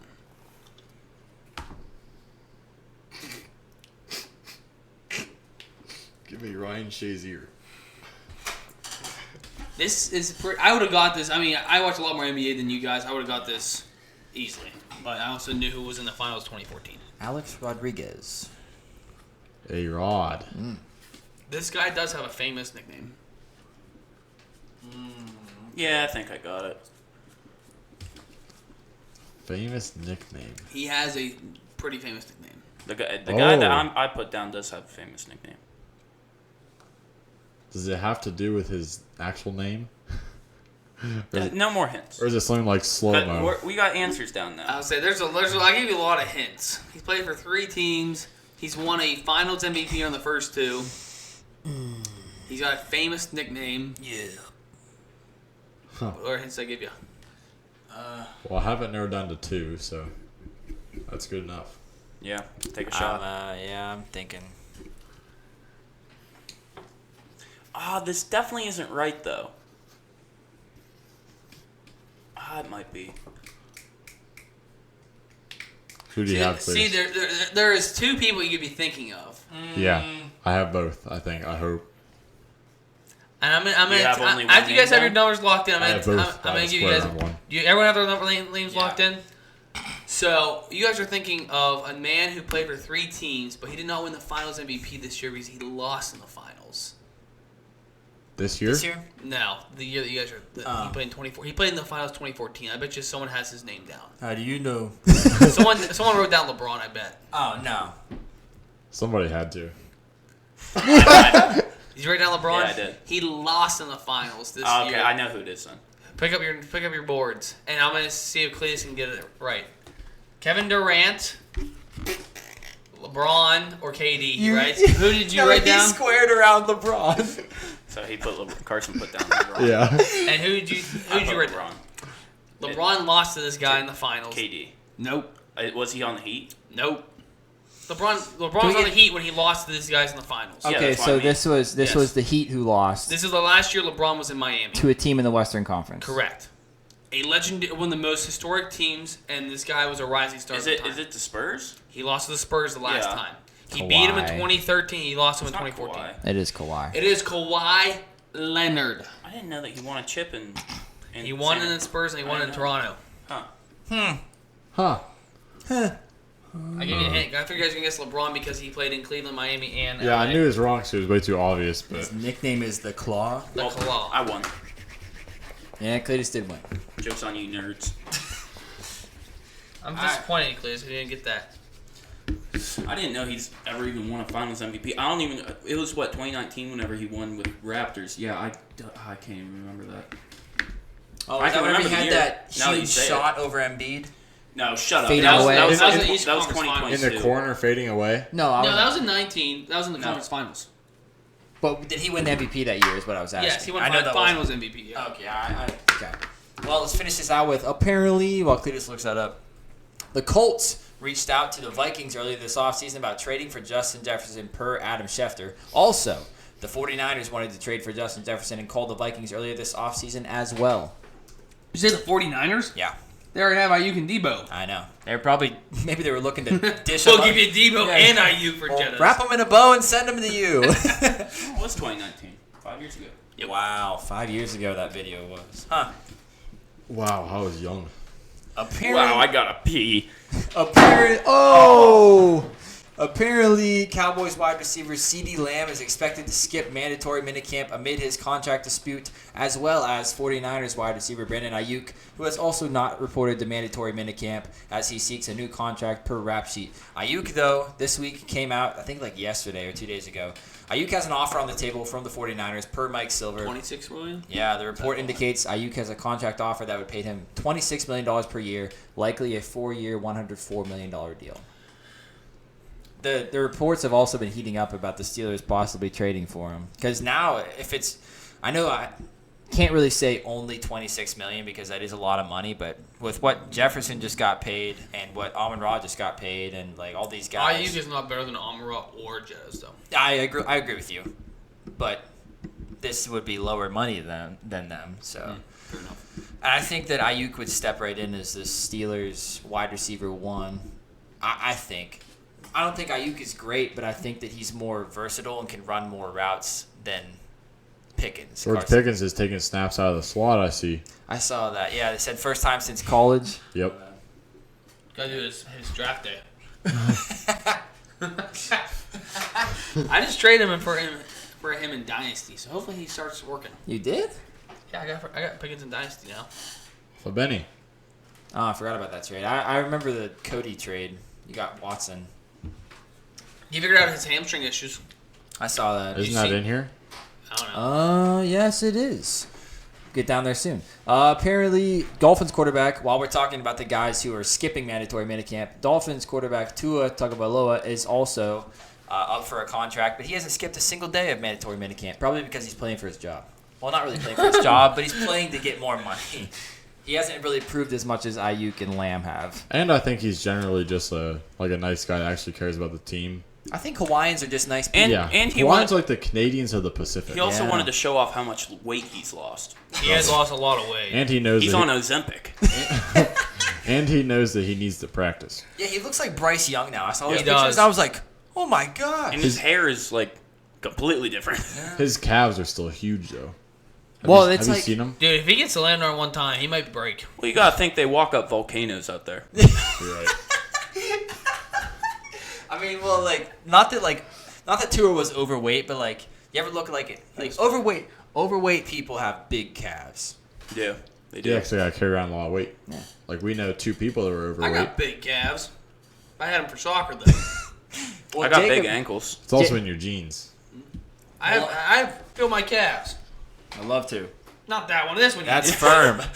Not that one. That's firm. See, that was firm. Our guy, Jacob Bingo Myers, who has lost over 100 pounds. Give Bingo a round of applause. Bingo. But he used to be overweight, but he kept his Mondo calves after he lost all that weight. Let me tell you, he lost 0 pounds in those calves. We know another guy that's overweight, and my goodness, does he have big calves? Gino. Yeah. I thought you were gonna say Cletus. No. No, I got big ankles. And a big tongue. I make a lot of ladies happy. Time to talk about the goose, baby. Apparently, the GM of the Packers, Brian Gutenkust, that said the Packers are aiming to get a Jordan Love extension done before training camp. He showed up to mini camp. Yeah, he did. He doesn't. He's all in. He also has a year left on his contract still. Yeah, So does Tua Tagovailoa. yeah. Well, he's True. And so does Brandon Ayuk. And CeeDee Lamb. And Jalen Waddle. Oh, actually, the receivers of the Divas here. Yeah, they are. But Brian Amagoose said, quote, "We're in those conversations right now. Both parties want to get a contract extension done." That's nice. Yes. And now the Cowboys are trying out 5'5", 180-pound running back Deuce Vaughn at slot Yeah. receiver, baby. Slot. Hell yeah. Deuce? No, he's so good. He's terrible. You talking like pound for pound player in the NFL? He's pretty darn good. I don't give a shit about pound per pound. Deuce is currently likely third on the Cowboys depth chart at running back behind Ezekiel Elliott and Rico Dowdle. But they want him out there. They want him out that dude. This guy will never take any hospital balls because they'll go too high on him and miss him. Yeah. Instead of hurdling people, he's going to duck them. Duck him. You know, low man wins. He's always going to be the low man. He will, yeah. I think Deuce is actually good, but I don't think he's going to play slot. Eagles head coach Nick Sirianni told reporters that James Bradbury, who we mentioned earlier, who has played cornerback for the entirety of his 8-year career, is going to get some work at the safety position this year. This is terrible news because that means that Cooper DeJean's probably at corner. Yep. But Darius Slay's also at corner, so maybe Cooper DeJean's at slot corner. Or maybe Cooper DeJean is a wide receiver. I bet he I could wonder if he's actually going to do be a that. punt returner. He probably will, Yeah. Yeah, he probably will. Yeah, because they got rid of Boston Scott. Not that Boston Scott was great, but he was their punt returner. Carson, sad news, but the Ravens officially moved former quarterback Malik Cunningham to wide receiver. You know, he was never really good at throwing the ball. I selected him because he was Lamar Jackson-esque, where he can run and he can also throw probably about the same as Derrick Henry. So, You sold your stock quickly. well, Bought low and sold lower. it's not that I'm super high on him. It's that I'm super angry. The Patriots are so dumb where they just keep going back to Mac Jones and Bailey Zappi whenever they have someone here that can actually do something with the offense. Yeah, that's true. Speaking of versatile QBs, Taysom Hill is doing things he's, quote, never done before in Saints' new offense under... Like butt stuff? I was going to say the same thing. Probably butt stuff. Under new offensive coordinator Clint Kubiak. Like, what else can he do besides butt stuff? Start games. Is he on like the Deshaun Watson regime? Regime? Kubiak? What are you talking about? No, Taysom Hill getting massages. Oh, he's doing things he's never done before. He's like eating squid. Yeah, I really don't know what this could maybe lining up at running back. He's keister and stuff. Maybe he's Center. about wide. Doing I don't know. Kegel Yeah, well, I don't know what else he could He's do. doing He'll the, report as an eligible receiver at right tackle. Maybe He's he's doing- kicking now. maybe he's doing the Ezekiel Elliott. Oh, yes, center. That video still He'd probably do better. He'd probably do better than Zeke. Undoubtedly. That was still priceless. The latest I gotta from watch that video. the latest from Browns running back Nick Chubb himself. He said that there is, quote, no timetable for his return because he had a really, really bad knee injury. He turned into a bird. What? Like how birds' legs go backwards. Oh, yeah, their knees bend, backwards, yeah. He turned into a falcon. Oh, yeah, the Falcons running back Bijan Robinson said the plan for him on offense is to be utilized similarly to Christian McCaffrey. New offensive coordinator Zach Robinson, who did work for PFF as well, followed up by confirming that as the game plan for Bijan in 2024. So, wheels up for Bijan this year, and I love that because he's on my dynasty team. Hopefully he You gets want to some watch the touches. video? Yeah, please. We gotta keep talking, but someone can watch the video. I wonder what they're going to do with Tyler Algier now since he's just basically going to be their workhorse. I don't know Bijan, yet. that is. Look at him. Look at him. He's got his head to Oh, that's good for. Oh! Who is that? Is that Eric Fred Armstead? Warner or Drake Greenlaw? I don't know. One of the two, Oh right? no, it was Aziz Al-Shaair. Oh. Yeah, That's funny. he's now in Tennessee. The Giants head coach Brian Dable said about our running back Devin Singletary, quote, "He was a productive back with me in Buffalo. He knows our system inside and out." He also mentioned that rookie running back Tyrone Tracy Jr. is picking up info quick. But yeah, Devin Singletary is definitely going to start the season as the starter because he knows Brian Dable well. Yep. They make out in the closet. Ooh, butt stuff. Dolphins head coach Mike McDaniel expects a bigger role for Devon Achane in year 2. Good for him. Yeah. Well, if he's healthy, If then he's of course healthy. he's going to have a bigger role. So. Yeah. And Raheem Mostert's 1 year older, so. He is. He's like 31. More from Dolphins head coach Mike McDaniel. He called their new tight end, Jonnu Smith, a, quote, master of yak, and added that just because the Dolphins didn't utilize the tight end position last year, that doesn't mean they will do the same this year. First off, this is disrespectful to Durham Smythe. And second of all, this is just another reason why Tua is going to be great this year because he has, yeah, I'll say he has the best weapons around him in the league. Actually, yeah, I'll stand on that. I'll stand on business. Yep. Stand on business. I'm definitely standing on that business. Tyreek Hill, Jalen Waddle, OBJ, Malik Washington, Jonnu Smith, Raheem Mostert, Devon Achane, Don't say Durham Smythe. Durham Smythe. Braxton Berrios, River Crawcraft. Braxton Berrios is very solid. Yeah. Yeah, I'd say they're up there. Rankings show coming soon. They are there. Yeah. Mark Andrews expects the Ravens to utilize more 2 tight end sets in 2024 with Isaiah Likely. Please! Well, Isaiah no Likely's shit. good. Mark Andrews is like this probably is his last year because he's old as shit and he's injury prone. I take that back. The Niners are probably ahead of the Dolphins. Yeah. Anyways. I don't think Mark Andrews is that old. I bet he's 28. I think he's 29. No, he's only 28. He is 28. Damn. We're really good at guessing ages What's his on this show. birthday? September. 1995. Yeah, Doesn't say. it's September. That Tomorrow. matters. He might Tomorrow. be. Yeah, he might be 29 by the time the season starts. Maybe. I don't know. But I hope they use more Isaiah Likely because we were talking about it all last season before we started the podcast about how good Likely is. I hope they don't because It's not very likely. Because he's on my dynasty team? Well, that too, but also because Steelers division, and I've said that they're going to go from first to fourth. So He runs like a dinosaur. Likely? Roar. Yeah. Yeah. I got a big head and little arms. and 3 legs. You find Mark Andrews' birthday? No. Who cares about Mark And Andrews? moving on to I the already Titans. told you it was September. The Titans head coach. How do you know that? Yep, September 6th, 1995. Where'd you pull that so out of he your will be ass? 29 early in the He season. just looks like a September guy. Okay. Ah, Dirk. It's the most common birthday month. Really? Either that or These August. people breed on New Year's Eve. Yeah, New New Year's Year's Eve. Eve. Oh. That's the most breeding month. Yeah. Unless your team wins the Super Bowl, then that seed just breeds. Really? Yeah, you never heard that? Like, the night of the Super Bowl, say, like Packers win or the Steelers, say the Steelers win. A lot of people in Pittsburgh are making babies 9 months later. And they go, Hella baby Please. boom coming in Kansas Please, City. please do not let an LA team win the Super Bowl. yeah. Or an Ohio The Rams team. just won a couple years ago. Oh, gosh. Nobody's a fan of the Rams anyways. Yeah. Yeah. Or the Chargers. Nobody likes Did LA you see sports. their parade? Their parade that year? Yeah, people like sad. San Fran. We had a bigger so turnout funny. at Shakespeare That's even Fair. worse. The Shakespeare Parade. Shakely Love Fair is good, man. The Titans head coach Brian Callahan said that wide receiver Treylon Burks will have to contribute to special teams to earn reps on offense. Burks is not considered a full-time starter.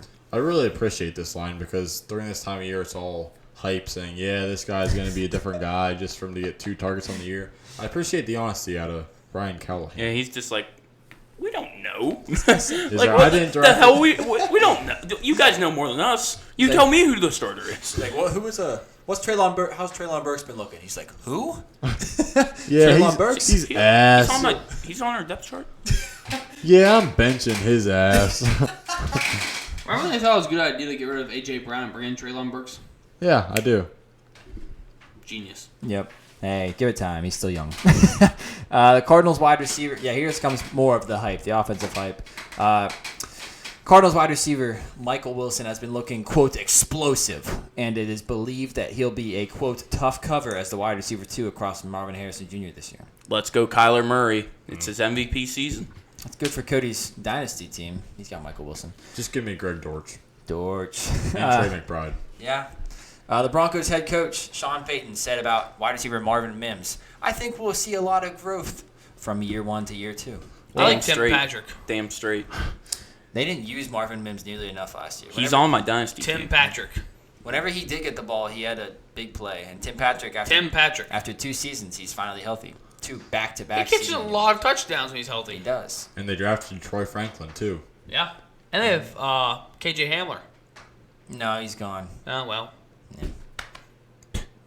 Not that kind of gun. Dwayne Haskins.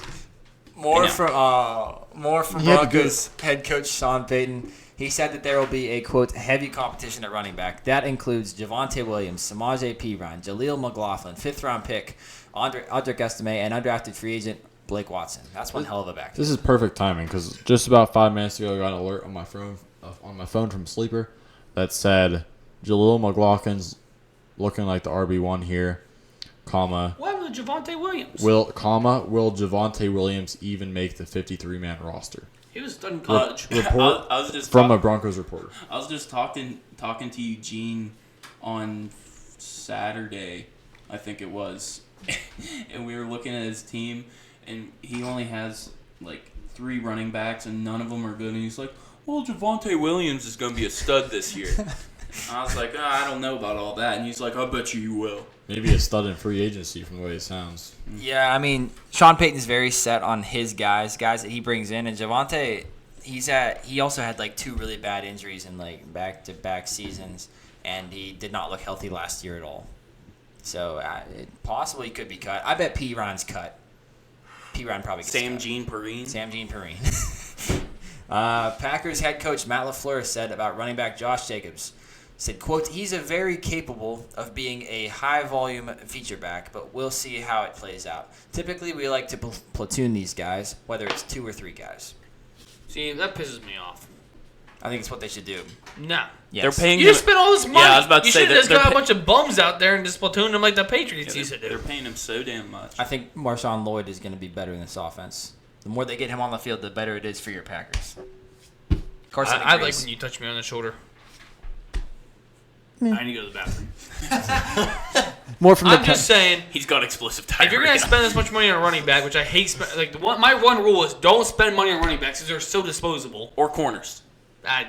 Doesn't matter. That's besides the point. My point is don't spend money on running backs, especially because you just do it by committee. You know? Spend money on the offensive line. That's very cool. Nah, they develop those really well.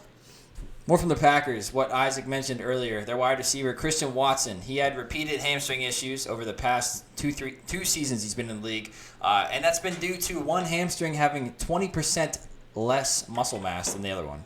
Yep. That's crazy. 20% smaller of a hamstring. He spent this offseason reducing that difference to 8 to 10% to try to fix the issue. He's got a pussy string. I think I remember Mr. Brew telling me that injuries happen because your body's like unbalanced. Because that's like why he said you always have to work out both arms because if one's bigger than the other, then you'll hurt yourself. That's why you should be doing single arm workarms Well, because Kevin whenever Drew you're should go work at the University of Madison, Wisconsin, and they get told to go that. How come arm wrestlers never get injured a lot then? Because they're walking around with one arm this big, the other one about yay big. well, they never use that other arm to get it injured. Well, why don't you get more injured, Cletus? Because your arm is like jacked, and the other arm never gets any action. They're close. to even. Tyson Bagent, Bears backup quarterback from now. Civic Rock, or not from Shit. Shepherd. Shepard. Yeah. I was gonna say His someone- dad is a world class arm wrestler, and he wrestles with both arms.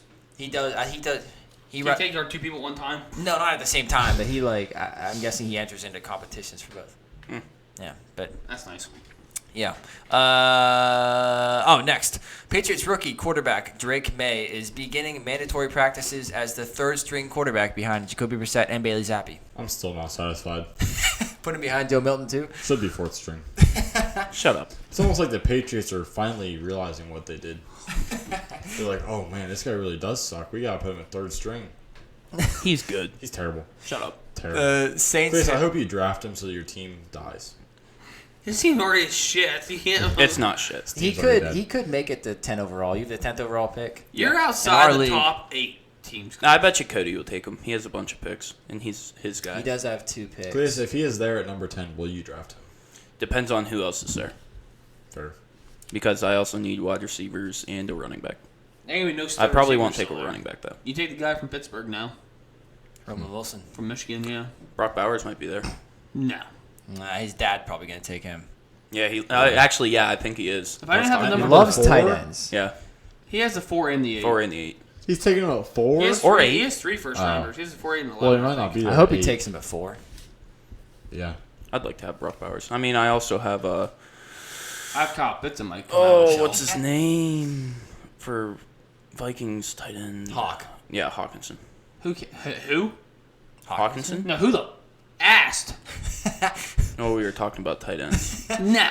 Yeah, we were. Wrong. Brock Bowers. Wrong. Yeah, his name never came up. Wrong. Okay. Saints head coach Dennis Allen said about Spencer Rattler, quote, "The plan is that he comes in and really basically competes, and we'll let the cards kind of play out as they do. We felt like this player was probably more of a 2nd or 3rd round talent. We got him in the 5th. Talent-wise, probably. Brain-wise, yeah, he's a 7th rounder. He could probably put up a good competition with Derek Carr. Yeah, that's really... It'd be a really terrible That's a big competition. compliment there. It's like watching the videos last year, watching the off-season throws of Baker Mayfield versus Kyle Trask on the Buccaneers. They're both like missing throws left and right. That's what it would look like. It's like Sam Darnold and J.J. McCarthy. A few more here. Jets rookie running back Braylon Allen, quote, looks to be the front runner for the running back 2 job and, quote, looked like a natural when catching the ball out of the backfield. Good for that guy. Love Braylon Allen. Yeah, sure. I don't know why they have him behind Breece Hall. Breece Hall's a stud. Yeah, I don't know why behind. they drafted him behind Breece Hall. Oh, yeah. I don't know. Maybe they're not going to pay Breece Hall. And Breece Hall has, what, 2 more years? Yeah, he's only 2 years. Yeah. He's got 2 years left. Maybe Braylon Allen's still so young, and maybe just let Breece Hall walk after these next 2 years. Braylon Allen will still be like 22. Could be. Yeah.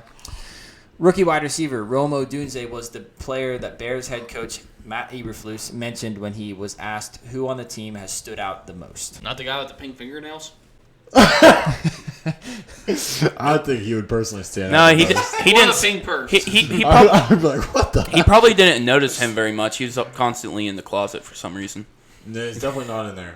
You don't think so? No, he's definitely out. Actually, no, you're right. He's Yeah. out. No, he's in the That's what- showers.